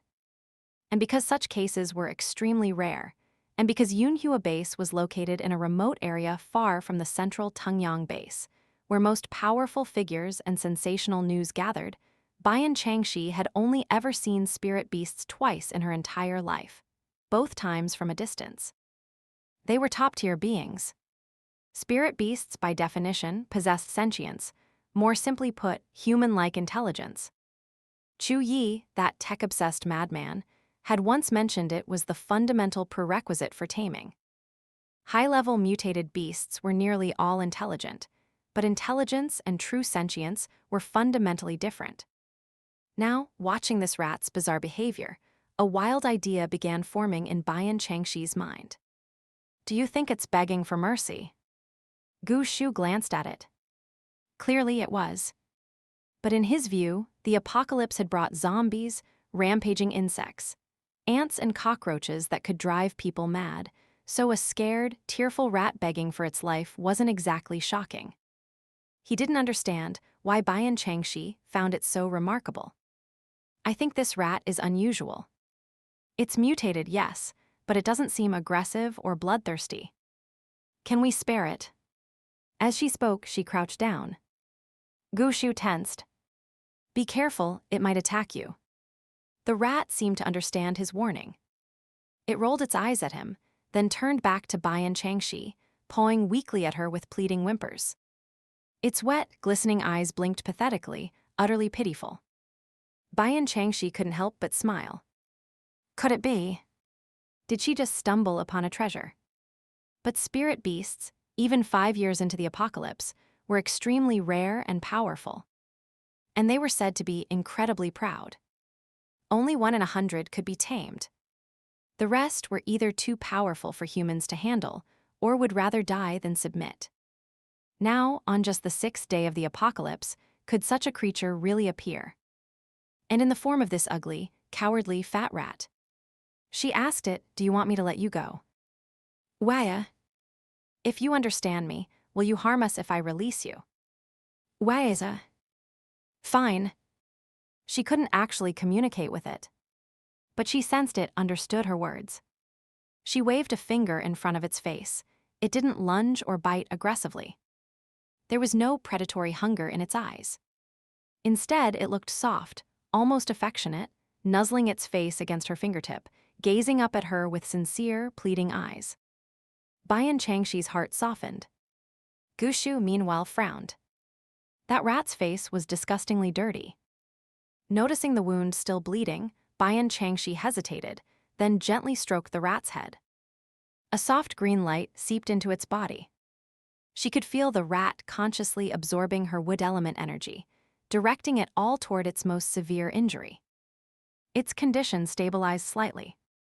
With a contented sigh, it rubbed its cheek against her palm. Its eyelids grew heavy, slowly closing, then snapping open again, reluctant to look away from her. It repeated this several times. Finally, Bian Changxi sighed. Let it go. She really wanted to take it back with her. But what if it wasn't a spirit beast? And even if it was 1 in 10,000, what if it had ill intentions? Given how much punishment it had endured, it clearly had some strength. Bringing it along could be a security risk. She knew her limits. She wasn't the kind of person who could control a genius pet. Besides, this rat seemed to have singled her out from the start. That was suspicious. She didn't think she had any particular charm. Could it be? Because of her rebirth. Her mind began racing with possibilities. Meanwhile, Gu Xu watched her interaction with the black rat, then said thoughtfully, "If we're not killing it, we might as well take it back." This creature was strange. Better to keep it under watch than wonder when it might show up again. Bian Changxi's eyes lit up. With Gu Xu's approval, things were easy. In her past life, Gu Xu had owned a spirit beast, a massive ice element snow wolf. That meant he had the potential to bond with such beings. People who could tame spirit beasts weren't just powerful, they had a certain aura, a quality that attracted and earned the beast's trust and affection. With Gu Xu around, she wouldn't have to fear the rat turning on them. Gu Xu swiftly pulled the knife from the rat's leg, making it yelp in pain. It glared at him, baring its tiny teeth in a weak snarl, then immediately crawled toward Bian Changxi as if seeking comfort. Gu Xu caught it, gripped the loose skin on its back without showing disgust at its filth or ugliness, and used his other hand to support its rear and hind legs. Suddenly, he froze. Bian Changxi noticed. What is it? Gu Xu and the rat stared at each other, wide-eyed. After a moment, Gu Xu said hesitantly, I feel strangely familiar with it. Was this really the kind of person who naturally attracted pets? Bian Changxi didn't think much of it. She reached into the bag on Gu Xu's back and pulled out a towel. Wrap it up. Gu Xu gently swaddled the rat and cradled it in his hands.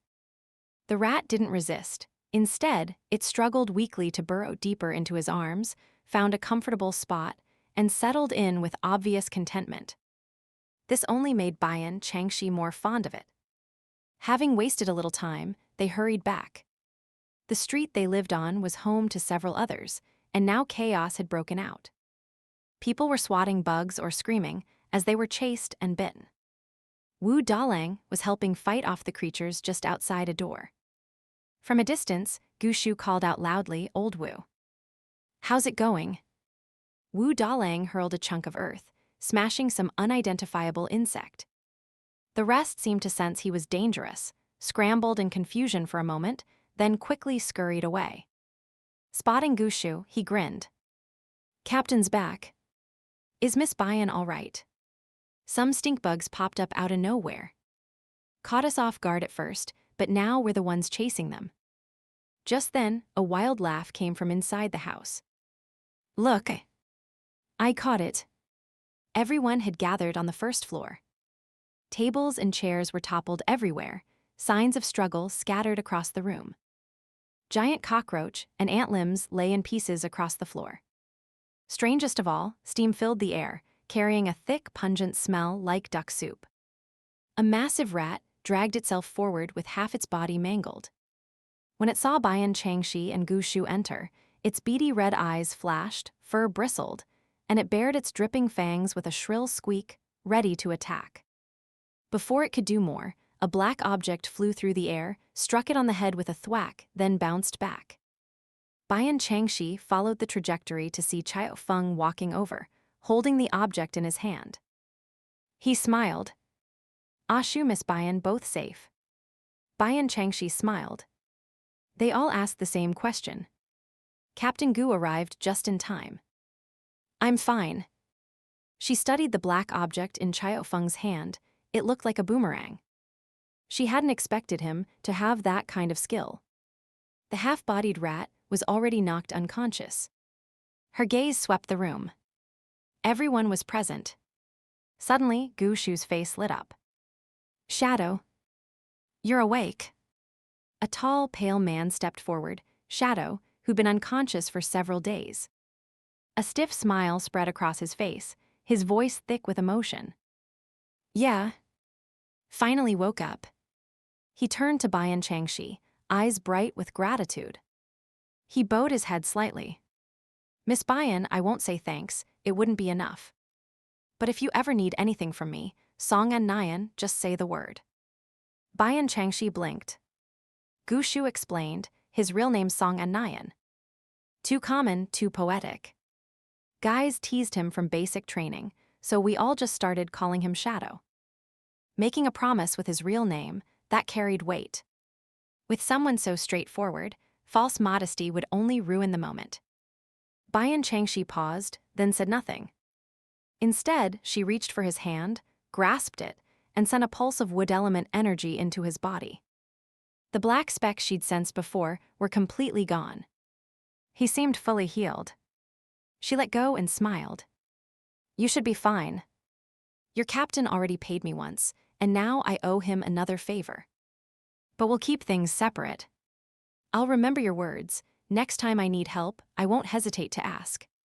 Bian Changxi had always been polite but distant, making it clear she'd eventually go her own way. So when she spoke so warmly now, everyone looked surprised. Shadow, in particular, found himself deeply impressed by her blunt sincerity. Gu Xu was clearly pleased. He clapped Shadow on the shoulder, no words needed. The bond between them was obvious. Then he frowned. Did Grandpa Chen get hurt? Only then did everyone notice old Chen, supported by Mother Chen, leaning against the wall, face ashen, barely able to stand. Chen Haito and his father rushed over. What happened? Mother Chen choked back sobs. He got bitten on the leg. Didn't dare say anything earlier, didn't want to distract anyone. Everyone's expression darkened. Bian Changxi remained calm. Help him sit. Let me take a look. They rolled up his pant leg. Above the outer ankle of his right leg were two swollen, dark purple lumps. Veins twisted beneath the skin, and the flesh was torn, clearly bitten by some small creature. She exhaled quietly. It was just an ant bite. Getting bit by these mutated insects wasn't usually serious. But just as she was about to speak, a jolt ran through her. Her back stiffened. Without even turning, she knew Gu Xu was staring at her. Damn it. He'd promised not to dig into her sources of knowledge. Yet here he was, doing exactly that. Lin Rongrong's personal space had been exposed, and now he kept giving her those dark, probing looks. Being wary of him was becoming second nature.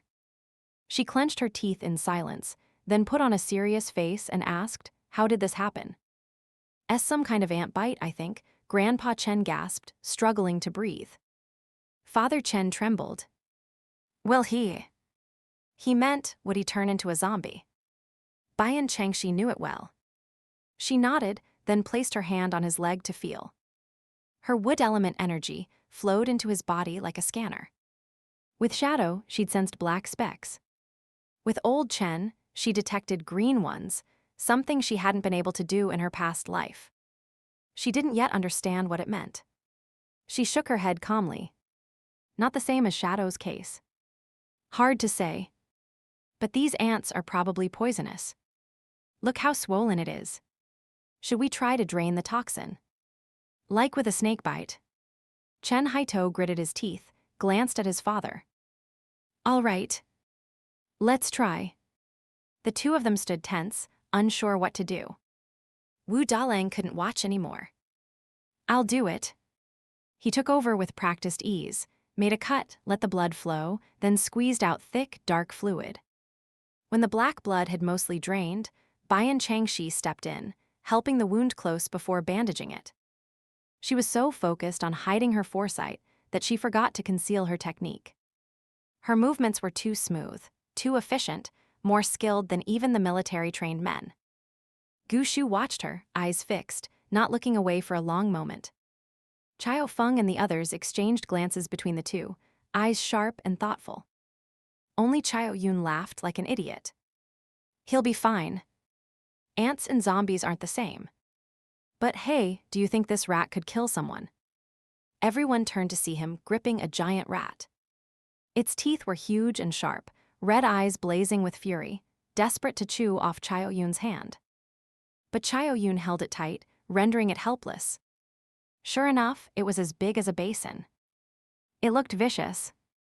Once Bian Changxi finished bandaging, she stood, and her first instinct was to check the rat in Gu Xu's arms, afraid it might suddenly bite him like its kin. But all she saw was a dirty, pitiful little face, mouth puckered in a miserable, disgusted frown, as if ashamed to share a species with the monstrous thing in Chao Yun's grip. The others followed her gaze, and finally noticed Gu Xu was also holding a dark, scrawny rat. But why was it so much smaller? And that expression. Weird, conflicted, almost human. Noticing the attention from everyone, the black rat rolled its eyes and burrowed back into the towel, tucking its head deep into the thick fur.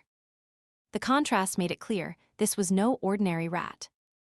Chao Yun stared at it, stammering this. This rat. It's special. Let's keep it and see how it develops, Gu Xu said, gently stroking the black rat. But the one in your hands. Kill it. Whether it could bite people to death or cause zombification, the station's many injured would surely yield answers soon enough. Night had fallen. A few people stayed behind to clean the battlefield, while the others started preparing dinner. Bian Changxi's hands were already stained with Gu Xu's blood, and later, covered in the filthy blood from Old Chen's wound.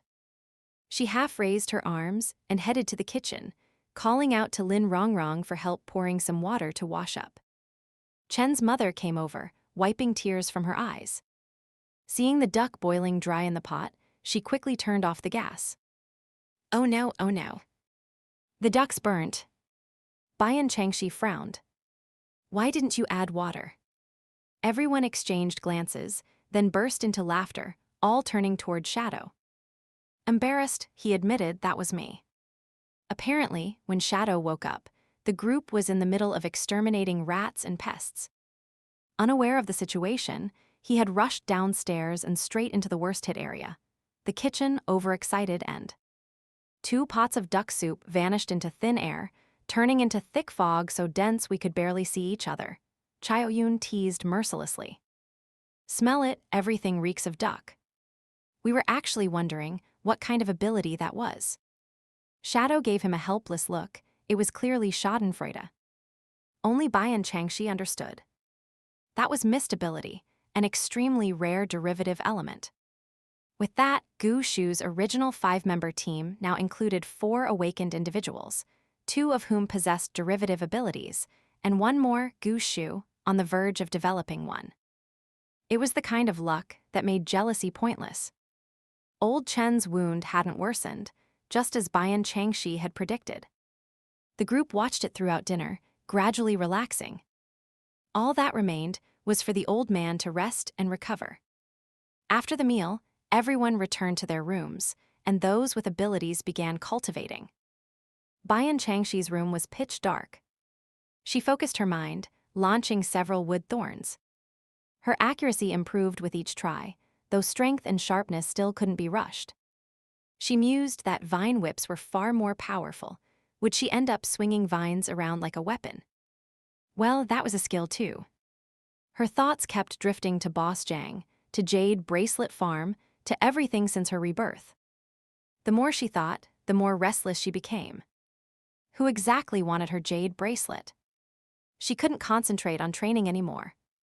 She pulled out a carton of milk, and after a moment's thought, retrieved the fire-type crystal core she'd collected earlier and stored in the farm's warehouse. Holding the milk in one hand, she headed downstairs. A figure sat by the door. Gu Xu was on night watch for the first half of the night. Enhanced vision from his ability allowed Bian Changxi to see clearly. He was crouched, gently playing with the fat rat, a faint smile on his lips, his expression otherwise unreadable. Gu Xu looked up. Still awake? Can't sleep.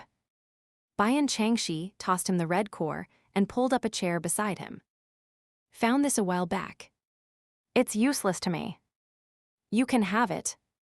The fat rat seemed delighted to see her, letting out a squeaky chirp as it jumped off the bench and tugged at her pants, grunting as it tried to climb up. Bian Changxi was momentarily flustered. The little thing was surprisingly strong. If she hadn't been sitting, it might have pulled her pants right down. She bent down and picked it up. Its fur was unexpectedly soft and fluffy, and a faint, refreshing scent of Liu Shen soap filled her nose. Gu Xu must have given it a bath. She examined it closely. Hi. It's brown. After the bath, its fur had transformed into a shade between brown and chestnut. She thought unkindly. No wonder it looked so black before, must have been filthy. And this wasn't a common house rat. She didn't know the breed, but its long, lustrous fur and fluffy tail made it oddly adorable. Gu Xu turned the red core in his fingers, the glowing crimson light casting shimmering hues across his eyes. Is this a reward? This is gratitude. Bian Changxi checked the black rat's wound to see if it had healed, but the rat was more interested in the milk in her hand. You want some? She pulled out the straw, tore open the carton, and let the rat lick from the opening. It took 2 licks before nearly burying its entire head inside, slurping joyfully. Bian Changxi laughed and looked up at Gu Xu. You asked Changxi for help, right? That put you in his debt. Now it's my turn to owe you. She mentally tallied it up. Since her rebirth, she owed Cheng Haijun a favor. Shadow owed her one sort of it was his insistence. Bian Changxi felt it was excessive, and now she owed Gu Xu. Gu Xu chuckled. You really like keeping score, don't you? Reciprocity is the foundation of human relationships, Bian Changxi replied, perfectly serious. If you don't keep track, things get messy. And when it's messy, I feel like I'm drowning in debt. In times like these, life and death are common occurrences. Better to keep every favor clear and accounted for, clean and precise. Don't you think, Captain Gu? Gu Xu smiled. Just call me Gu Xu. All right. He added, you don't need to feel pressured. Getting closer to Changxi was exactly what I wanted. His expression was open, sincere. I've been wondering how to subtly build a connection with Jiang City's military district. You've helped me solve a problem. Bian Changxi blinked, surprised. He'd intentionally sought Changxi's favor and wanted it done subtly. She didn't understand. Gu Xu was clearly an elite from the capital's special forces. His exact rank was unclear, but she knew he held a high status. He could easily secure a top position in Sioux City. Why bother lowering himself to curry favor with Jiang City? Changxi also needs my support. It's mutually beneficial. Even if he thinks he's the one gaining the advantage. So really, I should be thanking you. He held out his hand, offering a green crystal core. Found this today. My thanks. Bian Changxi paused, then burst out laughing. I feel like we're just showing off now. Still, a green core was always welcome. This one was rank 1, but packed with dense, high-quality energy, likely from a powerful zombie. She said sincerely, "Thank you." After that conversation, her usual wariness around Gu Xu softened a little. She asked, by the way, "Did Boss Zhang ask you about anything?" Gu Xu paused, recalling. "That thing you shattered that night, was it a bracelet?" Bian Changxi shrugged. "He's after that, apparently. It's not some priceless treasure, don't know why he won't let it go." Gu Xu showed no doubt at her words. His dark brows tensed slightly in the murky night. He doesn't seem to believe it's really gone. I suspect he's got more tricks up his sleeve. Bian Changxi exhaled quietly in relief. As long as you believe me. Let him. We'll deal with whatever comes. They lapsed into silence. Both were reserved by nature, and no easy topics came to mind. In the quiet, distant zombie roars echoed, faint, indistinct, yet heavy with menace. Occasional gunshots, human screams, shouts, curses, cutting through the night. Even in the new zone, the outside world remained chaotic.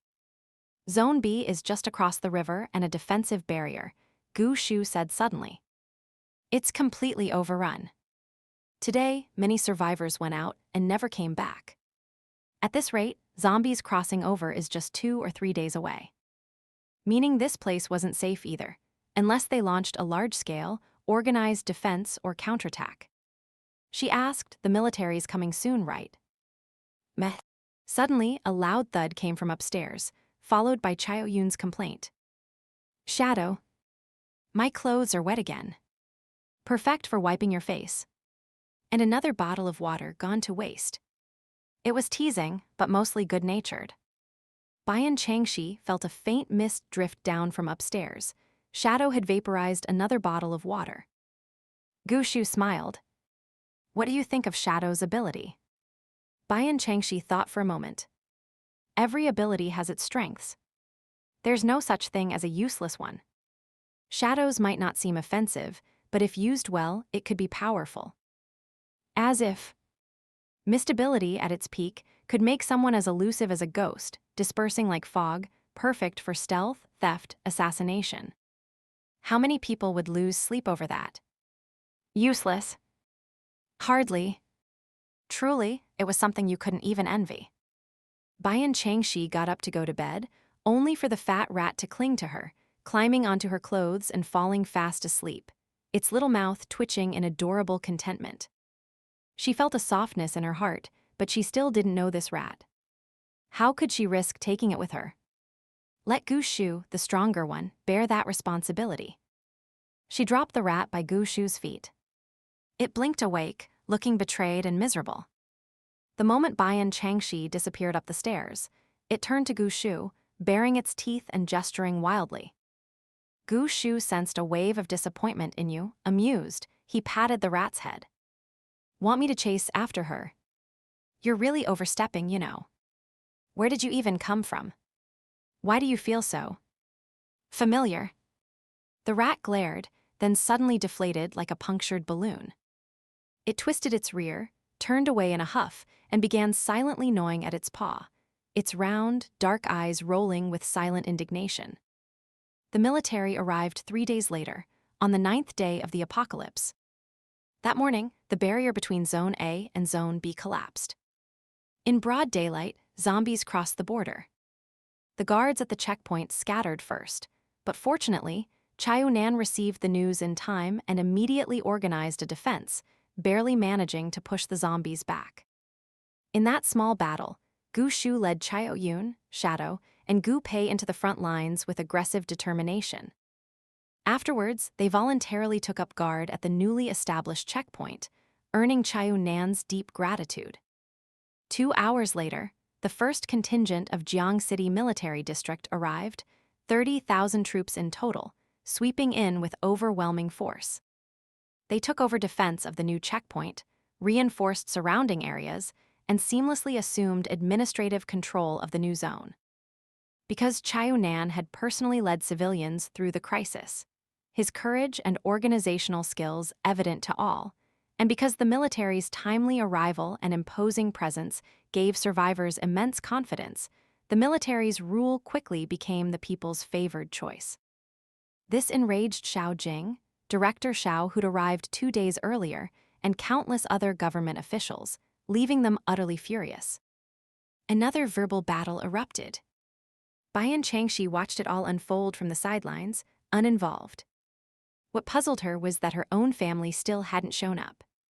Given her uncle Bian Guangyuan's profit-driven, calculating nature as a businessman, shouldn't he have rushed to the new zone at the first opportunity?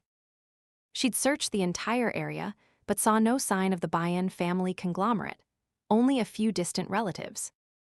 She grew worried about Bian Quang.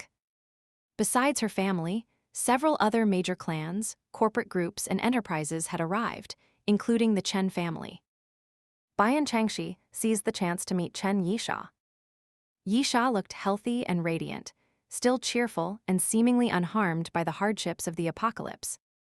Seeing Bian Changxi, she was both shocked and overjoyed, immediately launching into a rapid-fire account of everything that had happened since they'd last met. She'd suffered some difficulties and grown stronger.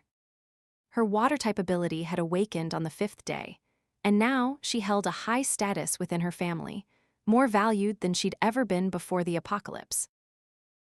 But I listened to you, okay. I've been working on myself. Even though Dad still won't let me fight zombies, I admit I'm a bit scared. I've started learning self-defense from the bodyguards. That second son from the Lei Corporation keeps fawning over me, and some young, distant relatives are always flattering me. I know they've got ulterior motives. And my cousin, remember the one I told you about, top of her class and super talented? She's suddenly all sweet talk, never repeating a compliment, but behind my back she's scheming. How can people change so much? Bian Changxi listened, only half paying attention, before interrupting. Sasha, has anyone asked you about my bracelet?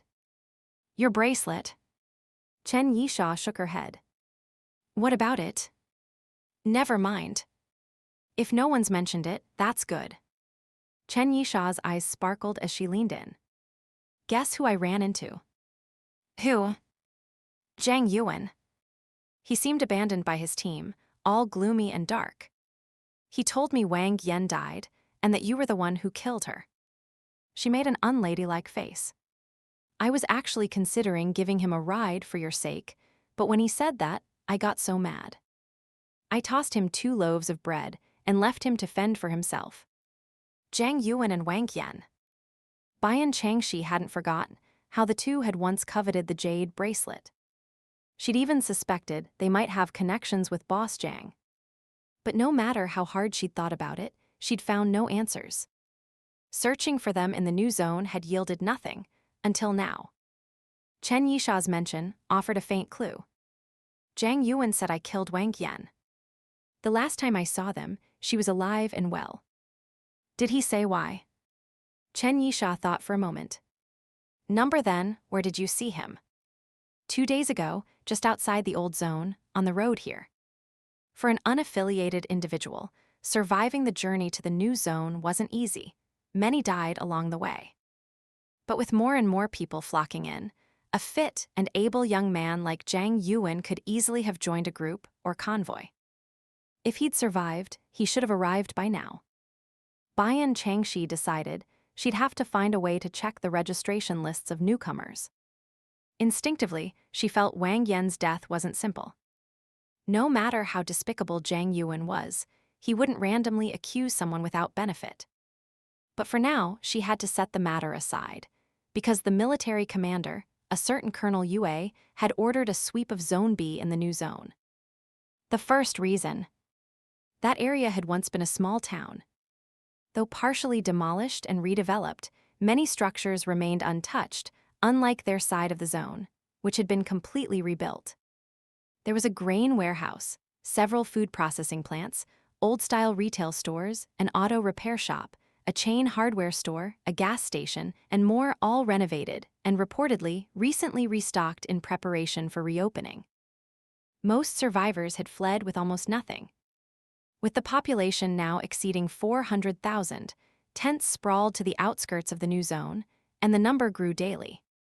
Such a massive population consumed staggering resources.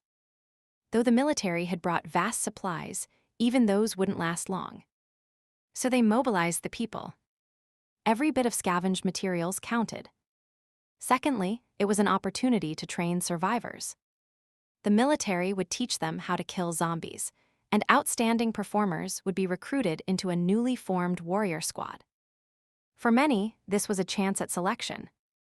Joining the military came with countless benefits: basic needs secured, family safety guaranteed. People were eager, ready to prove themselves. The military acted swiftly. The decision was made that day. By afternoon, they'd finished propaganda, mobilization, registration, and team assignments. By dawn the next day, the first wave was assembled and ready to deploy. Your mission is to clear zombies. As for valuable supplies, leave them. We'll collect them later. Unauthorized looting is strictly prohibited. Your performance, and the number of crystal cores you retrieve, will determine your contribution. Top performers will earn eligibility for warrior squad trials. Additionally, after the mission, you may exchange your collected crystal cores for supplies. Before Bian Changxi's team, a young lieutenant stood stiffly at attention, barking orders. Beside him was a civilian woman in her early 20s, distinctive features, but her overly serious expression dulled her beauty. Everyone knew the lieutenant's name: Yue Li. He was the temporary leader of their squad. The woman was Changxi, a spatial ability user assigned by the military, tasked with trailing behind to collect loot. Two fully armed elite soldiers stood nearby, ensuring Lieutenant Yue's authority and maintaining squad discipline. Each team had 50 members. The first morning wave consisted of 20 squads, 1,000 people total. The afternoon would bring a second wave, and if needed, a third wave the next morning. Lin Rongrong whispered Changxi, "How big do you think Su Chen's space is?" Bian Changxi glanced at her, then back at the map. "We're only supposed to clear zombies, but according to what Gu Xu told me, our team's headed for the auto repair shop and that 4S store next door. Her space won't be big enough for cars." Lin Rongrong blinked, deflated. "Right, cars. You'd need at least 200 or 300 square meters to stash a vehicle." She thought of how hard she'd worked absorbing white cores, expanding her space from 50 to just over 60 square meters. Suddenly, all that effort felt pointless. Bian Changxi smiled. "You're still impressive. Su Chen's space is meant for big items. If you see anything you like, grab it. Consider it a side profit." "But is that allowed?" Didn't Lieutenant Yue say? Before Bian Changxi could reply, Yue Li finished his briefing and walked over, discreetly lowering his voice as he avoided others' eyes. "Miss Bian, Miss Lin, there's a directive from above. Miss Lin is permitted to collect supplies. Later, you may follow me and Miss Su, or collect independently. But I'd prefer no one else finds out." Bian Changxi glanced at Lin Rongrong, her expression clearly saying, "I knew this would happen." Truly, it's easier to get things done when you have connections in high places, she mused after Lieutenant Yue Li had walked away. Gu Xu and Chiao Nan had established contact and rendered valuable assistance to the Jiang City military. Given their pre-apocalypse backgrounds and exceptional combat capabilities, they were now recognized as rare and indispensable talents. As a result, Gu Xu, Chiao Feng, and Wu Dalang had all been formally assigned military roles.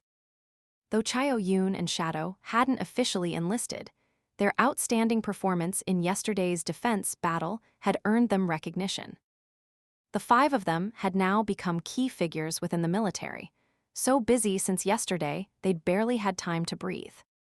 This new status had naturally extended certain courtesies to Bian Changxi, Lin Rongrong, and the Chen family. Originally, thanks to their indirect connections, both girls could have lived comfortably without lifting a finger. But neither was the type to rely on others. They despised the idea of surviving through dependence, so they'd volunteered for today's mission. They weren't the only ones. Chen Haito and Grandpa Chen had also signed up and were part of the same squad, though they were positioned slightly further back, and no one had made a point of gathering together. As for Gu Pei, well, his older brother apparently had other plans for him. While chatting with Lin Rongrong, Bian Changxi suddenly felt a pair of eyes glued to her. She turned her head and saw a group from a nearby squad staring with hostile expressions. A short, wiry man was eyeing her, while whispering into the ear of what appeared to be their leader. The leader gave Bian Changxi a twisted grin, more of a grimace, really, as if acknowledging her presence. Bian Changxi was baffled. She didn't know these people. Yet something about them seemed vaguely familiar. She turned away, thinking hard, and then it clicked. The wiry man was Jiang Hu's driver, wasn't he? Back then, Jiang Hu had pulled a gun on her, forcing her to cooperate. But she wasn't the kind to submit passively. She'd pretended to comply, then deliberately lured zombies to attack Jiang Hu, escaping in the chaos. Later, she'd found Jiang Hu's corpse, along with those of his 2 other henchmen. But the driver and the Speed Tiger car had vanished. She assumed he'd fled. If she remembered correctly, the man hadn't displayed any notable ability or strength, so she'd never given him another thought. Now, unexpectedly, they'd crossed paths again, and judging by his expression, he clearly remembered her and was out for revenge. Which meant the leader he was reporting to could only be Liao Meng, Jiang Hu's boss, and the former head of the ferocious tiger hunting team. In her previous life, Bian Changxi had seen Liao Meng several times. He cut an imposing, muscular figure and possessed a certain cunning. Compared to Jiang Hu's sinister, treacherous nature, Liao Meng was somewhat more tolerable, but still dangerous. She glanced at Liao Meng again. He was now talking to someone else, and she couldn't read his intentions. Still, she thought coolly, if he came after her, she wouldn't back down. After waiting a while, the remaining squads gradually arrived. The team leaders gave their briefings, followed by Commander Colonel Yue Fushan, who delivered a general motivational speech over the loudspeakers, standard rhetoric to boost morale, before officially announcing the departure at exactly 8 o'clock. On the crude checkpoint built along the riverbank, several gates had been opened. Beyond lay an artificial river. To prevent zombies from crossing, all bridges had been blown up long ago. Only 2 makeshift wooden planks remained, symbolic and collapsible, laid across when needed and retracted otherwise. Several squads had already claimed the planks and were forming queues. But Lieutenant Yue Li, Bian Changxi's squad leader, remained calm. With a wave of his hand, 4 burly men brought forward 2 long, thick bamboo poles. They tied the poles together at both ends, laid them horizontally across the riverbanks, and created an impromptu bridge. Yue Li led by example, crossing first. True to his role as team leader, he moved with agility and grace, leaping across like a shadow. Next came Su Chenxi. Though she was a young girl and a spatial ability user, Bian Changxi could tell at a glance she was no pushover, likely trained formally. Without relying on her ability or weapons, Bian Changxi knew she wouldn't stand a chance against her. Still, with continued cultivation through her wood-type ability, her physical condition would steadily improve. In time, she could bridge that gap. She turned to the neighboring squad just as Liao Meng began crossing. He stepped onto the smooth, cylindrical bamboo, arms slightly spread, and sprinted across with impressive speed and balance. His men erupted in cheers. Not easy to pull off. But then again, he wasn't an average man. She recalled his ability was earth element, where stability was paramount. Maybe there was some ability enhancement at play too. Definitely not someone to underestimate. When it was Bian Changxi's turn, she crossed with unremarkable steadiness. The bamboo flexed and swayed underfoot. The river spanned about 5 to 6 meters, sagging slightly at the center. Below, the water was murky and foul, thick with rotting weeds and debris. Anyone with weak nerves might panic and slip. Sure enough, halfway across, there was a sudden splash. A girl had fallen into the river, flailing and screaming for help.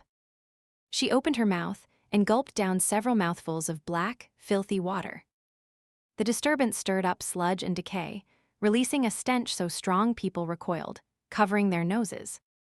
Lieutenant Yue Li frowned and ordered a soldier to extend a bamboo pole. The girl, still somewhat composed, grabbed it, then suddenly shrieked in agony. "Something's biting me. Something's biting me." Bian Changxi's expression tightened. With a flick of her wrist, a vine shot out, wrapping around the girl and yanking her back onto the bank. Everyone now saw it, a monstrous crab, covered in lumps and growths, clamped tightly onto her calf. Its massive pincer was buried deep in the flesh, blood oozing in thin streams. A collective gasp rippled through the crowd. Bian Changxi raised her fire axe, yet an ability surge preceded her. No one even saw what happened. The crab's body and pincer were cleanly severed midair. The creature writhed in pain, legs flailing, foaming at the mouth, letting out an eerie, unnatural screech. A fireball blasted it backward, and a group of bold soldiers rushed in, beating it to a pulp. The fireball had come from Yue Li, but Bian Changxi's eyes snapped to Su Chengxi, shock unmistakable in her gaze. "Space blade." Su Chengxi's face was slightly pale. She glanced back at Bian Changxi, her eyes cold, distant, like shards of ice floating on a frozen sea. As aloof and unapproachable as her demeanor suggested. Bian Changxi took a quiet breath, suppressing her thoughts, and turned back. The girl was nearly unconscious from pain. Yue Li quickly instructed two of her companions to step aside, then pulled out a small knife and pried the embedded pincer out of her leg. Blood gushed more heavily now, streaked with dark threads. Someone cried out, "She's not infected, is she?" Everyone took a step back. Even the girl's companions looked afraid. Yue Li frowned. "We've confirmed it. No one bitten by mutated animals has ever turned into a zombie. At worst, they suffer blood loss, poisoning, or fatal fever. The blackness in her blood is just toxin. Take her back to the medical station." Bian Changxi saw the girl's lips turning blue, her body trembling violently. Unable to stay silent, she said, she swallowed a lot of contaminated water. "Induce vomiting now, and she'll need gastric lavage later." The two companions quickly obeyed. The girl vomited a thick, pitch-black sludge, reeking horribly. Yue Li looked at Bian Changxi, then addressed the two. "Go. Take the plank bridge on the other side. Saving her is the priority. But once you leave, you can't come back. We won't delay the mission for you." They hesitated for only a second before hoisting the girl and hurrying away. On the opposite bank, their male companion hadn't crossed yet. The three of them supported one another and left without looking back. Bian Changxi's lips curled slightly. Even in this harsh world, there were still those willing to stand by each other.